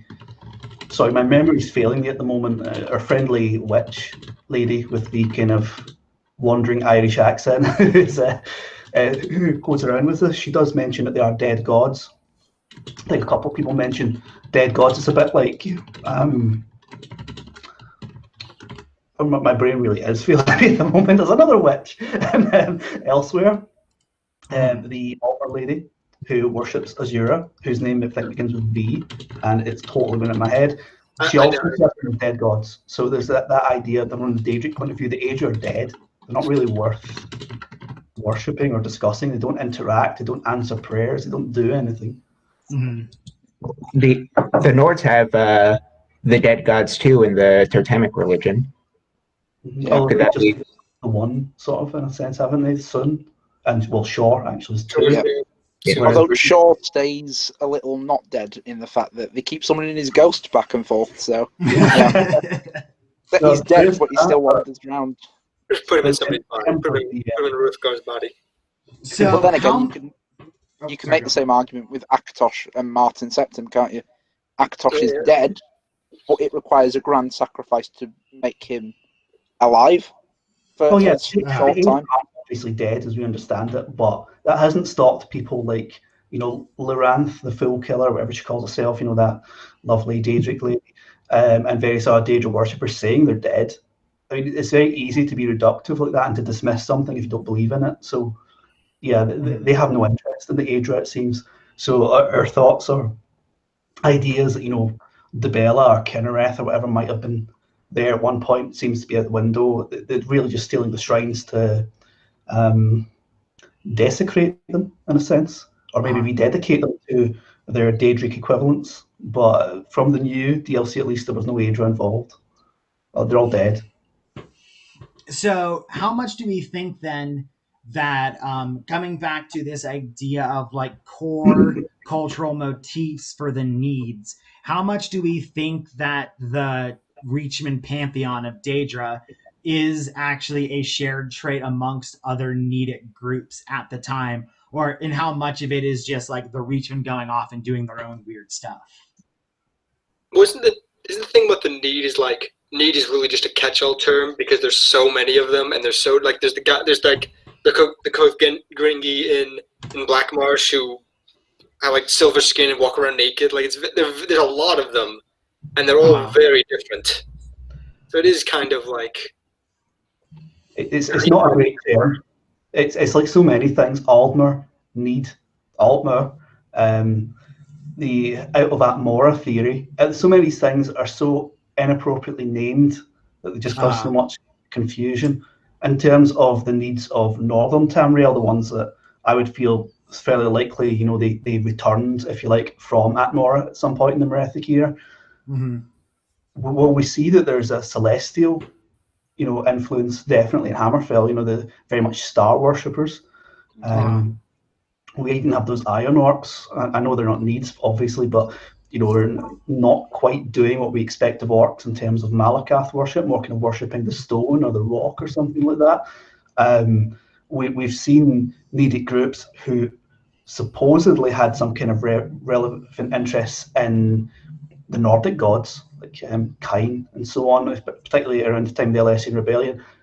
I would hazard a guess that possibly all of these Nedic groups were aware of Aedra, Daedra, stars, and so on, but who they choose to specifically follow, either something that developed independently in Tamriel, or possibly even before they arrived in Tamriel, because we never really speak about what were they doing in the mythic times in Atmora. Why did they leave?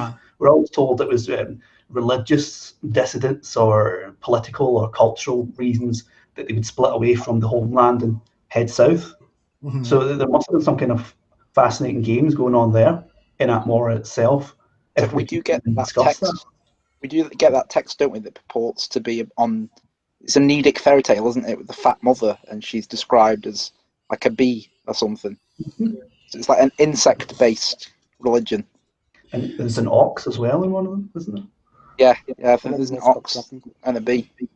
So I guess one of the challenges with kind of imagining all of these differences between the Nedic groups is you'd have to answer a couple different questions of like, it's like, and so I'm an evolutionary biologist, so I think in these terms of like, what is the last common ancestor of needs, and like, where were they? Was it basically like multiple different like colonizations of Tamriel, and so all of these different groups have distinct origins from Atmora, or is it like one migration from Atmora, they all spread around and they're all doing their own weird things? And so like, at what different stages of this evolution could you mark certain cultural traits? Well, I would assume it's very, because the Edmorans and the Ysgramor and everything is very Viking expansion.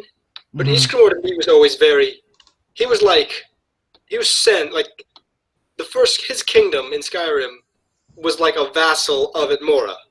That was set up like, so he was clearly sent by the kings or the lords of Edmora to colonize Tamriel, which happened in the Viking expansion later on, but early Viking expansion is just people who don't really, like, there's nothing really where they live. The village is exiled. Let's get some people, put them on a boat, and go off somewhere. Mm-hmm. And that could go into the why they're worshipping bees and why they're worshipping oxes. It could be it derives from totem worship of the animal spirits and all that stuff. Maybe they've identified, maybe even Periite being a dragon is some sort of deviation from the idea that, well, the gods are animals. That's where we start. And then it's like, well, then you meet the Daedra, because the only Daedra really in the Edmoran stuff is Hermamora, who's Hermaeus Mora. So it's like, well, then you meet Periite, and you meet Boethia, and you meet Hircine. And he does have an animal form. He takes the form of a hare, doesn't he? Hermamora.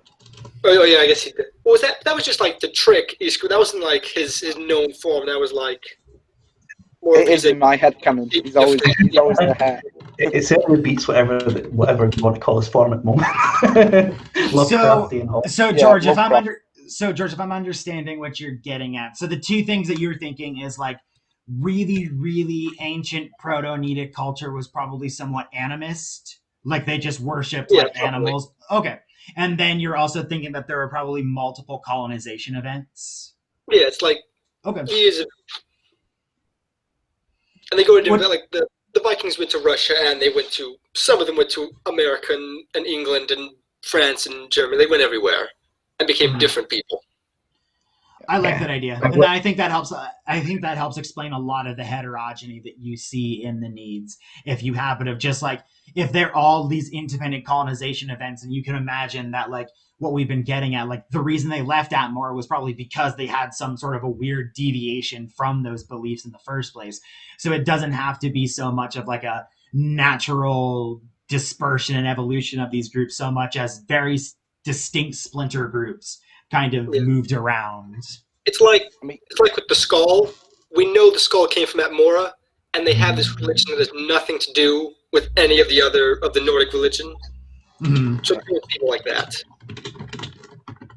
Yeah, I really like that. From other continents, like Red Guards, obviously. Korthringi, I personally think, if they were not indigenous to Tamriel, probably came from Akavir. You've got managed groups that are all kind of labelled needs from all over the place. And so we're really talking about the Atmoran ones now. So, is there really a common ancestor? Probably wandering Elnathy. Well, yeah, because we're going to say Red Guard because they're recalling Yakuten texts and tales, but the description that's given is that talked about as when they fight the left-hand elves, they fight in something that's Old Mary. That's when MK writes it, he says something like, there are Old Mary structures of glass or something like that, which I think the parallel is supposed to be drawn between, man and elf. Yeah, well, Old Mary to me is another way of expressing Old Elnathy for reasons probably not worth getting into at the moment, but I do see that as a continual stratification from stronger Aldmer to weaker Aldmer. I mean, Aldmer, old folk, and Old Elnathy, old mortal spirits. Essentially the same thing in two different languages, perhaps. But it wouldn't surprise me to think that there's Aldmer dispersed. I mean, we talk about man being dispersed as well, but we just don't use some term like wandering folk or Walkmer or something for them. But if we did, we could maybe have used that to talk about men on, Akavir and Yakuda. Well, we've got the term man, at least. But I think the only point all of man was united would have been the Dawn era. And anything beyond that is already fragmented. It's right there in the myth about the one. Yeah, I think trying to and this is obviously the problem with any sort of evolutionary analysis of things. If you try to go back to the old Elnathy, that's a split moment in time. What's up? I gotta go. I'm sorry, I got some stuff to do, so I'm gonna have to. Yeah, no worries. Thank you so much for passing by, George. Have a good one. Sure. Yeah. Peace. I hope to do this again sometime. Thanks. Yep. But yeah, that's kind of the problem with evolutionary analyses is there's only a split moment in time that you have this last common ancestor, and then everyone's going off doing their own things. So trying to reconcile those ancient religious beliefs is almost impossible, because it's not like we can do that with humans. Basically, you can get it down to maybe at least for some groups Proto-Indo-European mythology, but it's not like you can connect that to Uralic or Semitic mythologies. Yeah. There is a certain point where the trail does run cold with those sorts of things. So maybe what's up? Sorry, please continue. So I think there is a certain point where when you try to explain the Reachmen mythology, I think you can only get it to a certain point of they were from a particular group of proto-needs that was very Daedra worshipping, and you could make the case that farther back, maybe certain groups of proto-needs were animist, and they just kind of filled in certain conceptual gaps with the Daedra. And as we were also kind of saying earlier, there probably isn't any. There's a lot of notions of the Daedra that aren't fixed concepts. So how the Reachmen notion of Hircine also kind of intersects a lot with Ifra. There is a certain point where if you had to try to pinpoint the archetype of Daedra and Aedra, you're probably not going to actually ever be able to do that, because it probably has some sort of a substrate of animism, we're assuming happened with the need. So there is like a certain point where that trail runs cold. But if we go far enough back, we're really just going back to these abstract Platonic concepts without names. And it could be that you're seeing something, you're experiencing something in front of you, and you're giving it a name. So to say it's Ifri or Hussein or anyone else, you're really just giving a name to something that's already there, rather than these entities pre-existing. Or if they do, are they the same thing, or are they not the same thing? Or are you going to say Tava and I'm going to say Kain or whatever? Are they the same thing or different? Or totally, you should have a new one of these and a new loadcast on. Well, and I think you're getting at a really important part of that, of like, material will always come before abstract. Like, we try to set the danger of like, oh, it is vengeance, it is betrayal, but the first concepts of these religions will be like, oh, bear, oh, bird, oh, tree, war. Yeah. Like, that's like the more primal concepts. How do we reconcile Tuatha then? In the understanding of the Yakutan pantheon, Tuatha is first god of nobody cares, but then once death is a thing, he becomes the god of death. Oh, dude, I cannot trek anything into Yakutan mythology. That is just like magnitudes beyond my understanding. Well, I think that displays this point accurately. Anyway, these are all human concepts. Is God if nobody cares because nobody human writing about him cares? But does it mean that he was literally a god of something nobody cares? If there is no one there, then who could care about it anyway? Things like death, things like mortality, things like caring about things only really apply when you start to have beings capable of that particular thing. Do I think Tuatha was a god of nobody cares? I don't even think I believe Tuatha is a god, and not in the sense that he doesn't exist, but in the sense that it's yet another human name for this conceptual thing. And what was that conceptual thing before we can describe him with the terms we now use to describe him, before they had any meaning? Well, we don't know, so we don't care. Whereas if you ask an elf, for example, they might go jump through all sorts of philosophical hoops to come up with words to describe something before you could describe something with words, and in this loop. I suppose it's like trying to describe, the best I'm trying to think of in my mind that links to the Yakutans is like trying to describe a star by naming it. If we name the star in our solar system as the sun, and then other cultures name it a different thing, but it doesn't change its fundamental nature as something that we don't understand fully until we finally had the knowledge to investigate it for ourselves. What we named it didn't change its nature, if you know what I mean. Well, think about it like this, and I guess if you've got the sun, and how do we describe the sun? Talk about it as a burning ball of gas, the source of life, whatever you want to call that thing that's floating up, that big yellow orb. But if you assume that before humans existed, to feel heat, to understand the colour yellow as we define all these things, they were undefined, and humans didn't exist. Can you still describe the sun? And this is where you get very philosophical about it. You can say, yes, it was still there burning away in the sky, doing whatever. You can't describe it. Yeah, you're lost without the word. These things are so contextual, it's meaningless without the human beings there to understand it. And so I think this sort of philosophical quandary opens up a lot of cool opportunities to like expand out and explore mythological concepts in the Elder Scrolls, and really with the Reachmen also with this notion. I think a lot of our like locking into the concepts is because we are distanced from this reality. So it's like easier for us to assign values to things. But like you guys are saying, like way back in the day, before we obviously knew that the sun was a flaming ball of fusing hydrogen and helium, like there is no way for them to fully understand the notion of it. And so culturally, it is disseminated in different ways. For some cultures, it's just a thing. For some cultures, it's literally the reason Earth continues to exist and we need to feed it blood. Like the fact that it is basically impossible to understand these concepts opens up the realm that they can actually be interpreted in lots of different ways. So like if you wanted to explore on the Reachmen pantheon, it can just get fucking bizarre. because like they share their own weird concepts of any single particular entity within it, of like, oh well, our culture values this, so it gets juxtaposed into this entity which is a blurb of this one and this one. Like, I think something about that in itself is really, really cool. And like, I don't know, I just think like if you want to approach it from a very, I think culturally you could approach it from some bizarre perspectives. Like, at least from like stuff that I've seen, like if you want to break down any like Native American pantheon, they're just bizarre because it defies all of our concepts of like wanting to assign values to these philosophical concepts. Of like, it just completely bypasses all of them. It operates on its own entirely different system. Yeah, so I think that just opens up a lot of cool possibilities for interpreting it. It's a completely different cultural context and understanding. Yeah, exactly.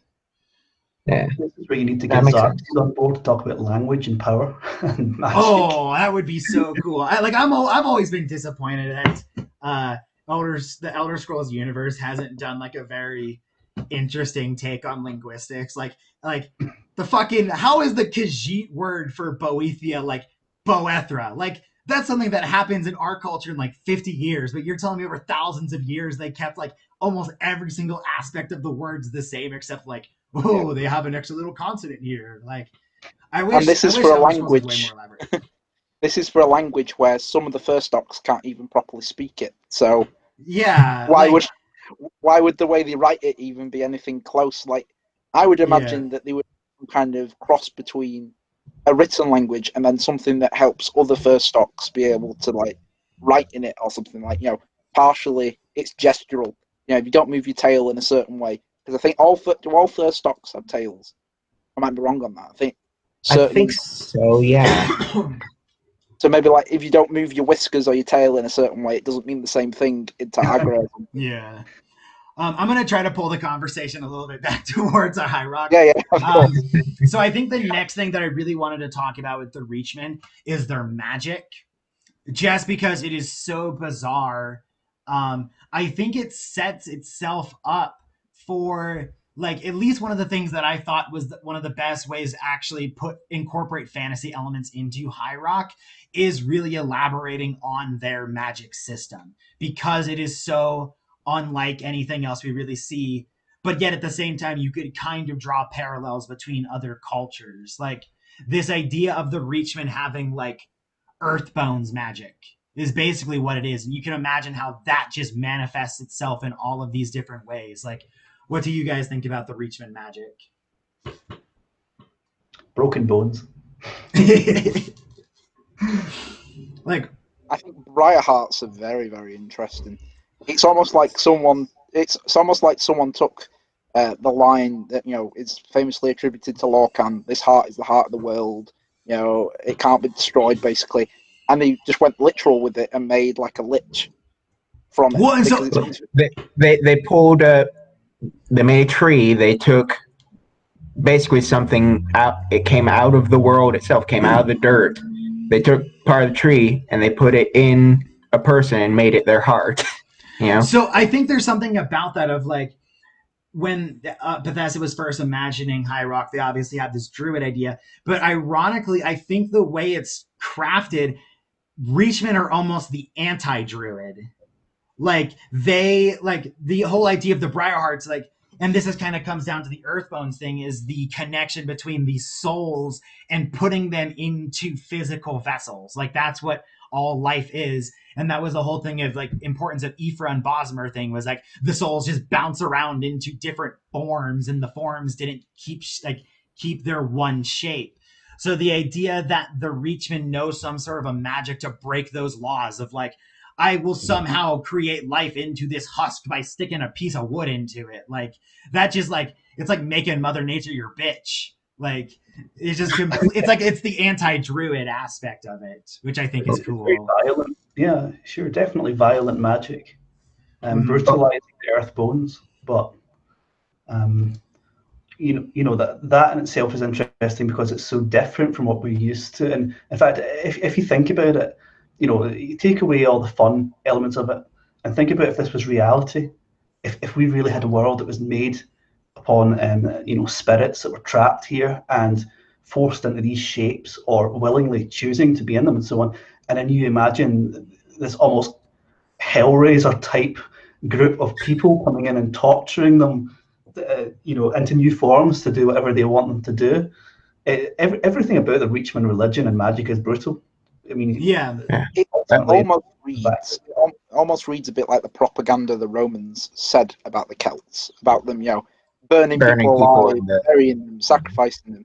Except they actually do this kind of stuff. They actually do it. Yeah, it's like every single aspect of Reachmen, like magic, seems brutal. Like I almost imagine like Reachmen don't go hunting; they like command the animals to come to them to die, sort of thing. Just this I don't know, just like this complete manipulation of life around them.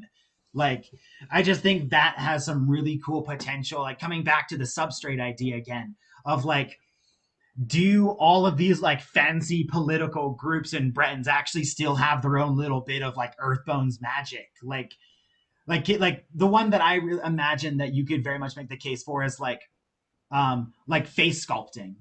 Is that some sort of a very reduced form of the Earthbones magic of, oh, I'm just gonna turn your face up here and there, like I'm not fucking killing you, but like I'm just gonna manipulate it here and there, like you could imagine that like, sorry, was that? It seems very similar to the alien flesh sculpting. Yeah, flesh sculpting. Yeah, so like I just imagine that this is some sort of like Daedric knowledge, because the Daedra are like, we didn't get to take part in creation, but like we're gonna make creation our bitch, like just like fucking completely manipulating it every way they want. Well, the Reachmen make it very clear, don't they, that they value suffering. Suffering is the only way to really prove your existence and make it worthwhile. In a number of the new texts, it specifically hammers that home. Suffering is the only true value, really, and that's what Lorcan shows them, or Lork as they call them. Everything about everyone has to suffer. Anything else is weakness. Suffering brings strength, and I was reminded when you said there about Earthbone magic, going slightly too far in the opposite direction perhaps, but the Hanging Gardens of Waston Corridale, with the idea that you've got this Dwemer who goes there in the Merethic era or whatever, and he's questioning the Altmer Guide about, why are they shaping the garden in a certain way, with their own apparent kind of manipulation of the earth bones to create a beautiful garden, but they're not doing it in the way the Dwemer wants, which is much more kind of almost like a scientist dissecting a lab rat or whatever. But is there a difference, for example, between me going out and using music to make, or rather using some kind of manipulation of the earth bones, I'm using magic to shape this tree to be really beautiful, to have a wonderful garden, all just sort of fits my idea of aesthetic beauty, or a Reachman going in and twisting it and disturbing it and breaking it or using it for other things? Are we both doing the same thing? Are we both abusing the earth bones?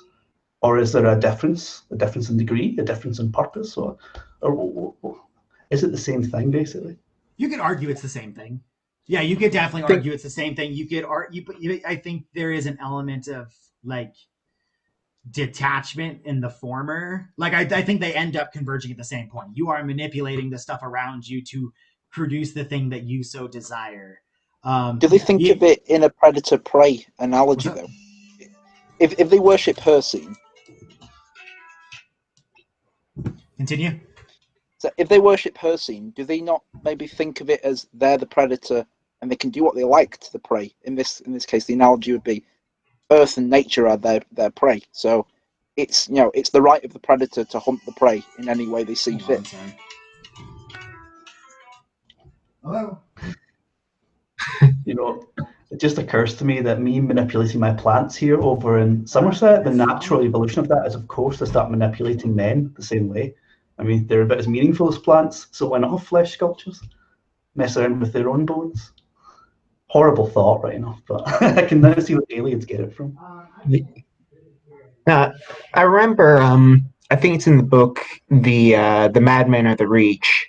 I believe, claim at least, that the Hag Ravens have existed longer than they have. So how much of their like Sorry about magical that. practices? Where were we? We're on Hack Raven. Yeah. So according to the I can't book, hear anything right now. God damn it.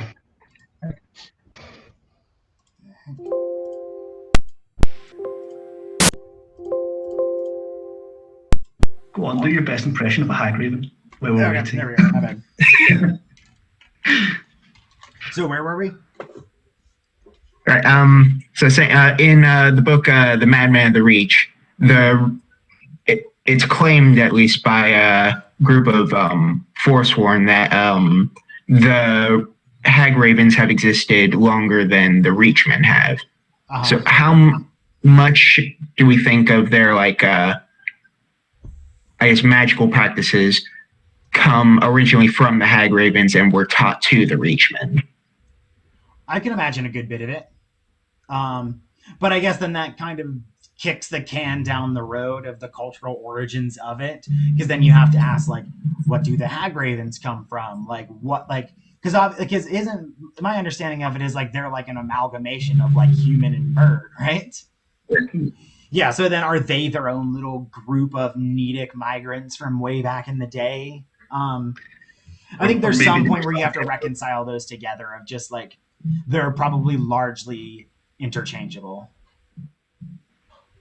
What if the Hag Ravens, just for the sake of making something up off the top of my head, what if they were another eugenics experiment to turn humans into birds? They actually represent that like bird race down in Cyrodiil from back in the day. Yeah. It's not that far-fetched. In a sense, they do talk about it as an ascension. So in Skyrim, you meet one who is about to become a Hag Raven. And the idea is that like she doesn't want to be, but everybody considers it, oh no, it's a great honor. You've been, bred for this role. And it's not like you just get transformed and then nothing happens to you. You become, a wise woman, basically, to their tribe. We use that analogy. They're like their tribal wise women.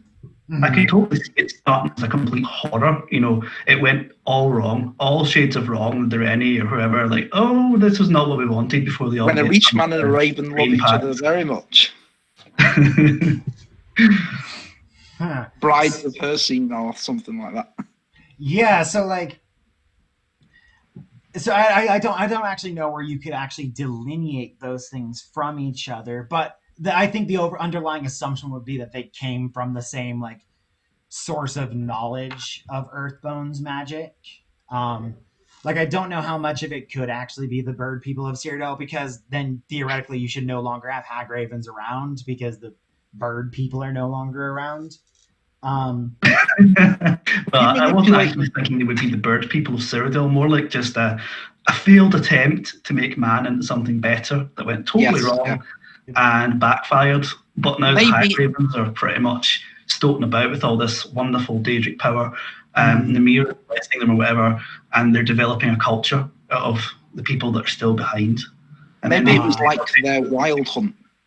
It was like their wild hunt. So instead of being like a fusion, because the wild hunt monsters, or at least the way ESO depicts them, they're not really plants and not really animals. There's something in between, they're a fusion of both. So maybe it's like a failed version of that, instead of becoming like this primal, formless spirit thing, which we composite. That's what would happen if you tried to uncreate someone. So you might end up with this wild hunt-esque kind of thing. Instead, you end up with two fusions of what's more of like a natural world thing.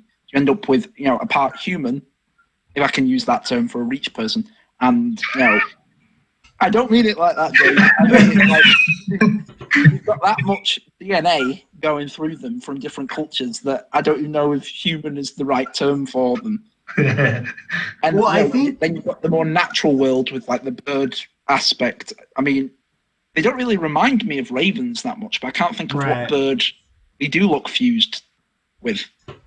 So, you used to create, and it would be interesting if that's what happened. It was moving these particular needs up a gradient back to Elnathy, and it turned out in the past there were these Hag Ravens. So I think that's the basis of it, actually. Is like, so basically when I imagine the Wild Hunt in the perspective of this Earthbound magic, I kind of see it as this very raw and unrefined version of it because the subject is so taboo. like when they do it, they're just like, we have no idea what's going on. So it's just this like complete, yeah, they're just anything goes. They turn into anything. Whereas like the Reachmen, since they have like this actual continual understanding of it, like they have a much finer idea of like, if you took it from like the LNFA perspective of like, they could turn into anything, but they know how to navigate it in the right direction into some sort of other primal form. Yeah, basically, yeah. I think the big thing is like the wild hunt of like just raw, like not directed Earthbones magic. Aren't the Hagravens actually anti-nature? Yes, Because they kill Spriggans, don't they? And they have the blade, Nettlebane, that can cut the tree. Yeah, the tree that is older than metal.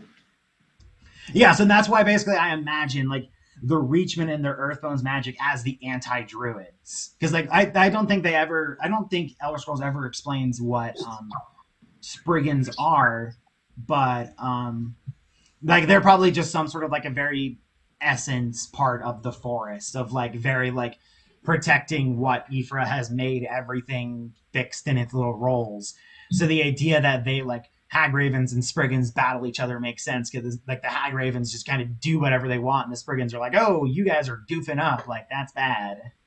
Is the Briarheart ritual a corruption of the Spriggans, of the taproot? Because they have the taproot, don't they? Which is basically like a heart to a Spriggan.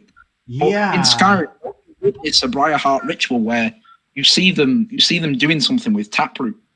Mm-hmm. So then I guess that begs the question then of like, what is it about taproot that has such like magical properties? Spriggans are a lower gradient of Elnathay, connected to nature. They serve trees, don't they? They protect trees. So then how do they actually get imbued that like essence?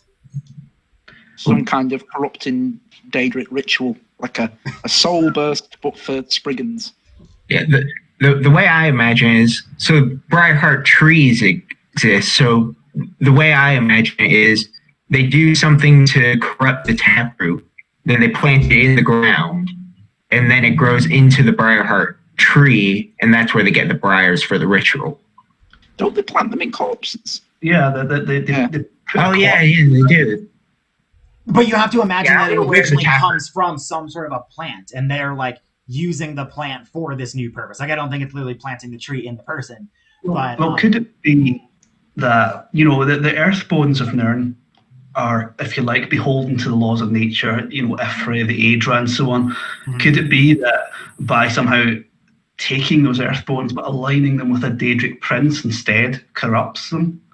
So, if you're using Earthbone magic but you're bending them to the will of something that's non-Mundus based, something other, you don't create something that's wholesome in any way. You're creating something that's an abuse. There is basis for that. Around Oblivion Gates, the actual flora of the Deadlands starts to grow outside, even though Dagon's not walked through yet. And then there's a similar thing that happens in ESO where around the Dark Anchors, parts of Nirnic Creatia are being warped by Molag Bal's will into Cold Harbour-based Creatia. So if you take Earthbones or whatever form, you get these Hagravens who may have their own bones now aligned with Namira or whoever, and whatever they're creating, they are warping the tree, the Briarheart tree they're creating. It's no longer connected to Ifra or Nirn or the Aedra as such. It could be connected to the death of Lorcan, those kind of tones, or connected to her scene or to something like that allows this corruption to form. But it does seem in new DLC that it's based upon a reenactment of Lorcan's death, doesn't it? To some degree, the heart being ripped out and so on. It's going back to that moment in time. So maybe tapping into that moment in time, into the bones of the heart or whatever's going on there, allows these abominations, if you're calling that, to exist. If I had to guess, the prince that I would most associate the Hagravens with is Hircine, mainly because he seems very much like an anti-Ifra in a lot of ways, Yeah. Like he's all about fusing things, isn't he? So Yeah, if you it's take the about, Chords of Madness, he has a Were-Daedroth, yeah. whatever that is. I can see it I being mean, he both, changes. an up and a down, above and below. Her In scene what in the way? mirror. Well, her seeing the god of the living, the situation while you're existing in the mortal plane. Namira as the god of the dead, the spirit world, the other world. It's this dualistic kind of situation here. You get her seen below and Namira above. And you can see the Hagraven as the above and the Briarheart as the below. They're almost in a sense interconnected like that. I'm sure I read before that Hagravens were connected to Namira, but maybe I just made it up. So you basically, If it hasn't been written down somewhere, it should be because it makes sense. so you guys imagine her seeing in Namira as a duality in which like the Earthbone's magic is trying to like fuse these like essence to? Well, in the standard sort of view, right? You've kind of got Ifri as the essence of the Earthbones, the now, and so on. The moment you're Hircine type character, and then beyond that, in the Aetherius and the spirit world, I guess you could say it's like Magnus, whose energy infuses the world. But now we've got Hircine and Namira. You're taking the bones that Ifri has bound to the dragon's tail on Mundus, and you're somehow channeling it through to Hircine's realm. And yet the energy is coming from the mirror this time in the spirit world and the other world. So I guess in the sense that if we think of energy and life as almost a fusion of Ifric and Magnic principles on Nirn, we've now got Hircine and the mirror involved in this. In a way, it almost reverses it. I mean, we're reversing it from Adric to Daedric, but we're also reversing what happens. Lorcan, in a sense, is not getting his heart ripped out; he's getting his heart shoved in this case. And you're creating this walking thing. You're bringing the missing god back to life. Symbolically, obviously, but but the enduring metaphor of this wandering ghost that can never rest is pretty salient for a Briarheart. They basically don't rest, don't sleep, don't eat, don't stop until you kill them or they. Yeah, and they're bound to the Hagraven's will. And then we've got some myths where Lorcan's heart is the great darkness associated with Namira. In fact, I think the Reachmen kind of allude to that as well, don't they? About Lorcan and Namira at least having some sort of connection. What sort of text? Well, the one that comes to mind at the moment is that Lorcan has to ask Namira for permission for the Mundus project to begin when he comes along. So if you're asking about the Reachmen sense of things, there's a couple of lovely quotes. I tried to screenshot them from the PTS. It wouldn't let me screenshot them because they were on loading screens for some reason about Lorcan. So I'm looking forward to that coming out and I can elaborate on that further. But in terms of what we've got at the moment, we just need to look at the Khajiit, the great darkness, the corruption within the heart. I'm looking at one now, Great Spirits of the Reach Volume 5. According to Reach myths, Lorc convinced the Spirit Queen Namira to grant him a place in the infinite void where he could create a realm for wayward spirits. Rather than a vibrant paradise, Lorc created a hard and painful place, a realm that taught through suffering. That's super But he sought permission from Namira. Thank you for that. Yeah, that's exactly what we're referring to. I think that the Mira and Lorcan are, at least the dark aspects of Lorcan, they're inherently tied together. This idea of the void. Namira, Sithis, whatever, sort of in there within the heart. And of course, the whole storyline of the new DLC is about the dark heart of Skyrim, which is itself part of the void. The void plays a big part in that. This whole idea of a void that's being filled, or a void being created, whatever you like. Namira is right through that. Yeah. The Reachman's view of Namira seems very much like the Khajiit view, almost like turned on its head in a lot of ways. Like darkness is a good thing. So. Yeah.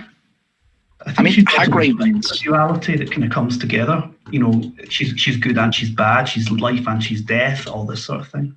I mean, Hagravens seem quite like a Namiran thing in the sense of you sacrifice beauty. Even if you're not the best looking, you've got to be better looking than a Hagraven. So you sacrifice beauty for power.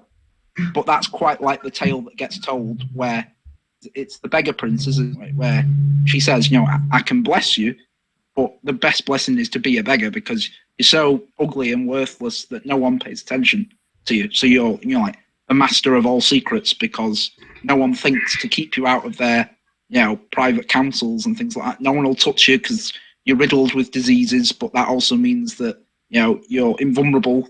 I suppose it's that kind of trade-off. So you take the dark aspect to achieve a positive.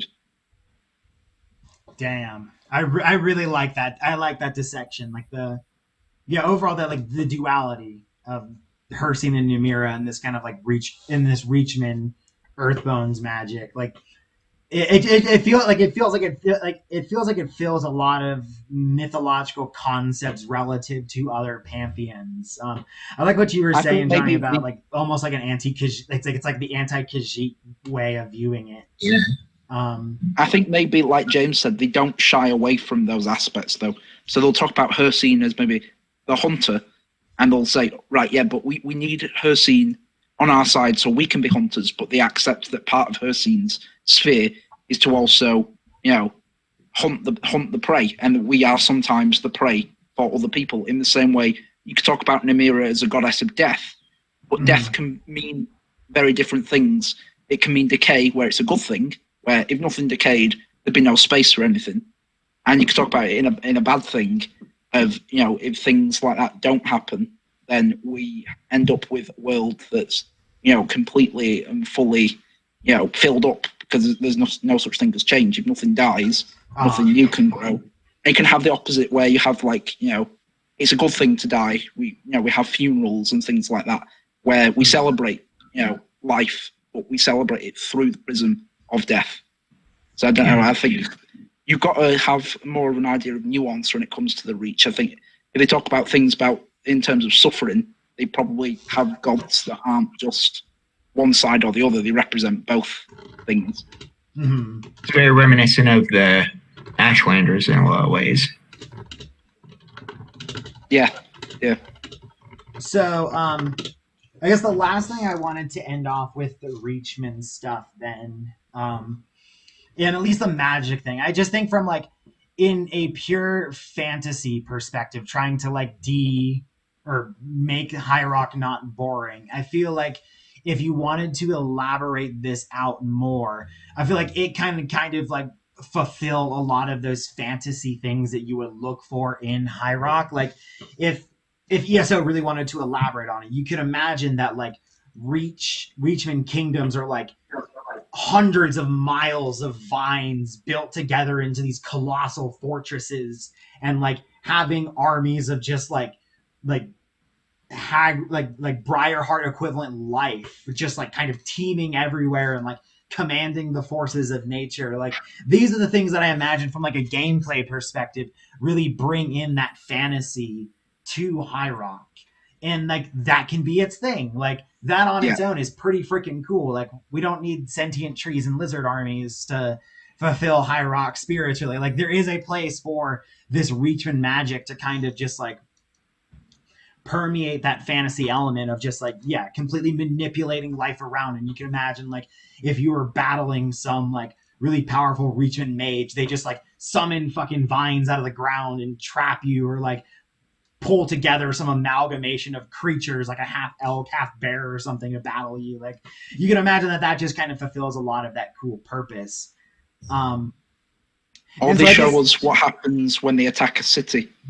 Like say there's some plot line where someone's been passed over for their throne, so they go, well, we know the Reachmen are really, really powerful. I'll use them. I'll promise them land that they could never have had before. And I'll get them to just attack a city. And you see like the devastation of maybe like, like you said, you've got all that Reachmen flora and fauna all over the place.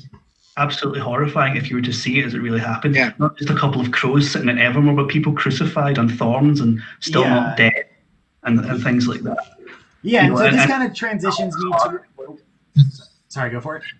No, please. I was just going to say, so that just kind of transitions us to the last part, which has kind of been a bunch of things that we've been talking about already, of how to make Breton politics interesting. So that aspect right there of just like Reachmen, Earthbones magic, of just doing these absolutely crazy things.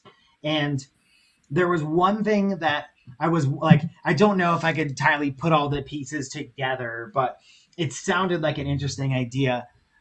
Basically imagining illusion, the school of illusion, as some sort of like a very, very distant Earthbones magic sentiment of like, yeah, we're no longer physically changing the forms, but we are changing how the spirit interfaces with the form.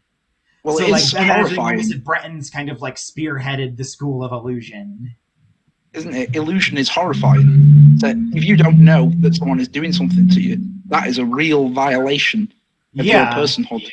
You imagine a master illusionist walking into a town and casting a fury spell and watching people tear themselves apart, and you've just got someone standing as a bystander just watching this horror unfold, watching normal people descend into animal carnage, or something as simple as you don't know why you agreed to that thing that this person's promised, but you just feel you need to, and there's not even a defense against it, because obviously the illusionist isn't walking around with a glowing spell in the hand throwing it. It's a subtle magic. So it's so subtle you wouldn't know the practice. Yeah, so I basically imagine like you could almost like continue on that vein of, first off, like the idea that I had of like there is a school of like psychomancers in High Rock that just like their magic is basically like they can instantly give you a bad acid trip, and that's just like, or they can like manipulate, and so that's like an everyday part of High Rock politics, as like you just like you could almost imagine that there's a counter to it too, of like the nobility are trained of like, oh, I think you're being charmed right now, like I don't think you're actually feeling your legitimate emotions. And so then there's that whole aspect of like not like that what you see isn't actually what's happening, because there could just be some master illusionist in the background that's pulling all the strings and stuff. So basically fake news to magic film. Yeah. I wrote an apocrypha once where basically they used illusion in the courts to make sleeper agents. So you would implant a thought into the head of someone, you'd send them off to the petty lord, and when they got into the household, eventually that spell that you placed in their mind with this order activates, and they go off and kill that person. Yeah, no, that's exactly it. Like, just that this is an everyday aspect of their life, of like, yeah, you can't trust your emotions, you can't trust other people's emotions. Like, the other thing that I imagined too was with this Earthbones magic and like flesh sculpting, that you almost have like a secret, like kingdoms could have like a secret service of like, you mold someone's face to look like someone's loved one, and then they go in and they like kill them, and so you just always have this perpetual like secret service of face shifters that's always going around and manipulating things. How many pretenders to the throne can there be if everyone can look like a relative? Yeah. And do you like? Was that? Sorry. No. I was going to say it would have to be something that's quite rare. I think these master illusionists and face sculptors and things, because if this is something that's commonplace in High Rock, it sounds like a very, very terrifying place to live. And if you start taking High Rock down this kind of dystopian horror route, then it might be interesting, but I'm not sure it would really fit.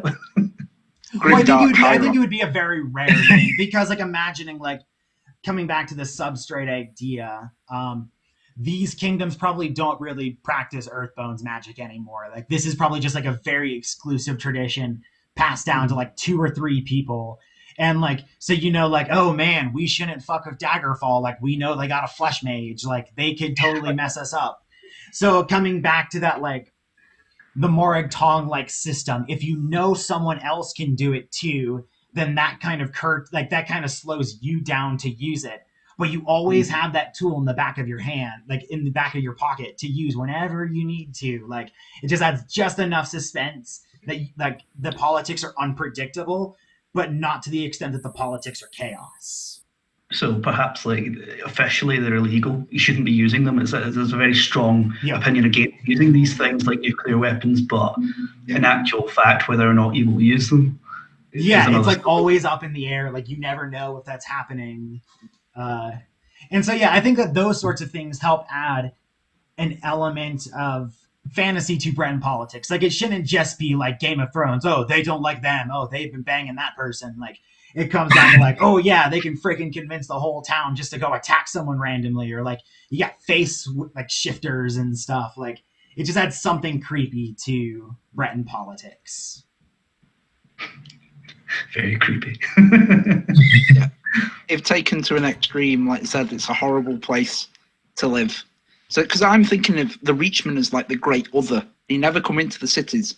So, what the average High Rock person knows about a Reachman is like the stereotypes, like, oh, you don't want to be going anywhere near their land because they behead everyone they meet, or I saw a Briarheart once, but like they wouldn't describe it as a Briarheart. Just like, I just saw this weird thing in the forest once, and it'd be terrifying for children. Don't stray too far from the village. Don't go wandering off, because a Reach person will, kidnap you and ransom you for. Or one of the weird cults will kidnap you and turn you into one of their daughters. Yeah, like it makes me think to get, and I mean, this was kind of always the idea of High Rock, but I think you can just kind of further escalate it of treating High Rock like the Holy Roman Empire, of just all of these little distinct kingdoms and stuff, and but the real truth of the kingdoms is their jurisdiction doesn't really cover much outside the gates themselves. That's no man's land. And that's kind of one of the reasons why the High Rock is so divided, is because it's chaotic. Just everything about it is pure chaotic, whether we're talking about the Reachmen doing crazy things or just the fact that kingdoms don't like each other. Roaming the roads on High Rock is insanely dangerous. And the national mindset is one of self-improvement rather than countrywide improvement. You've got all these people who obsess about being knights for valor and honor, but it's a very selfish goal. It's not, I want to be a knight so I can protect my village so we can have a stronger country. It's all about gaining status for yourself, which is a very, elven thing to think. It's kind of a trickle down of that elven idea of superiority. Yeah, they are very individualistic and sort of atomized in that way, aren't they? Mm-hmm. But yeah, so we've almost been going for 2.5 hours. I think we'll call this good for today. So I'll do a quick little summary of all the notes I've been taken during this. So for the two main aspects of everything is kind of understanding the importance of mundane and supernatural interactions between things, of there are really weird things that happen in Tamriel. So there are parts of High Rock that seem kind of normal, but their reaction to all of the weird stuff is a really defining feature of them. The importance of substrate on cultural influences of the different elven groups, the orcs, the reachmen, the old Nedic groups, how that all influences really underlying cultural traits. For the Direnni, the main thing of realizing that Direnni is an overarching term that most likely means tons of different elven groups with their own agendas and ideologies. And that obviously affects how the history of certain kingdoms plays out, that they might come from special groups of elves.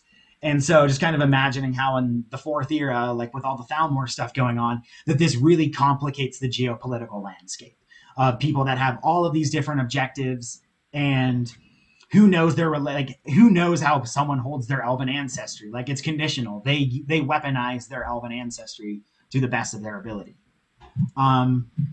The orcs, I think, even though they are an ostracized class, I think they play a really big cultural role in some of the underlying currents of Breton politics, like oath keeping, vengeance, and kind of the idea of the idea of some sort of a Morag Tong style, a sanctioned legal vengeance system that keeps contracts between groups. Just some sort of a weird orcish Malakath cult, who knows?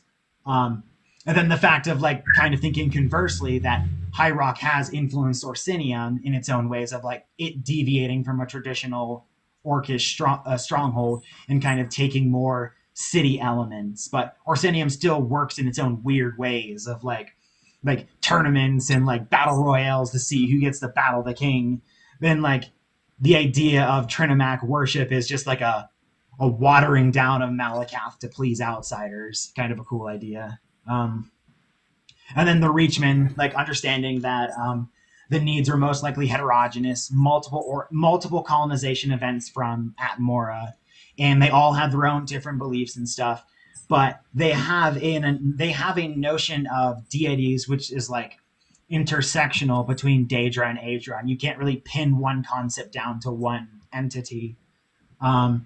Earthbones magic's super freaking crazy. They basically make the Earthbones like to their will, and a lot of that is binding to certain Daedric essences. So in particular, Hircine and Namira, of like life and death, this kind of like reciprocal relationship between them. And then lastly, like kind of connecting that into Breton politics, imagining that these Earthbones magic does play a small role, like plays a small but influential role in their decisions. Like imagining illusion as an off branch of Earthbones magic, but also like flesh sculpting to a small extent. So imagining Brett High Rock is this super complicated political landscape dominated by some bizarre magics, some bizarre cultures. Like, I don't think that's boring at all. I think that's pretty freaking cool. When are Bethesda going to hire us? I know, right? That's kind of the thing that I'm always hoping in the back of my mind. It's just like one of these days, just get like an email from some dude of like, "Damn, that was cool. You want to come work for us?" And I'll be like, "Yeah." Waiting for that phone call from Todd Howard. Yeah, that's what I'm expecting. Literally just from Todd Howard or like Michael Kirkbride of like, "I've got a project. I want you in on it." Some like Ocean's 11 style thing.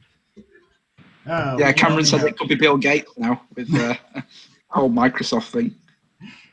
I've always been a fan, though. So yeah, before we end, any last thoughts? Just that, as you say, High Rock isn't boring. It's just that we've become too reductive with it. Yep. So don't reduce, groups to one overarching sort of idea. There's no such thing as this pan-elven view or pan-Nedic view or whatever. Mm-hmm. Just because we've got a term like Direnni or Orc or whatever doesn't mean that they're all suffering from monothoughts. There's multiple different factions and groups and ideals within each of the great people we've spoken about today. And just the way they're going to interact with one another can create something fascinating.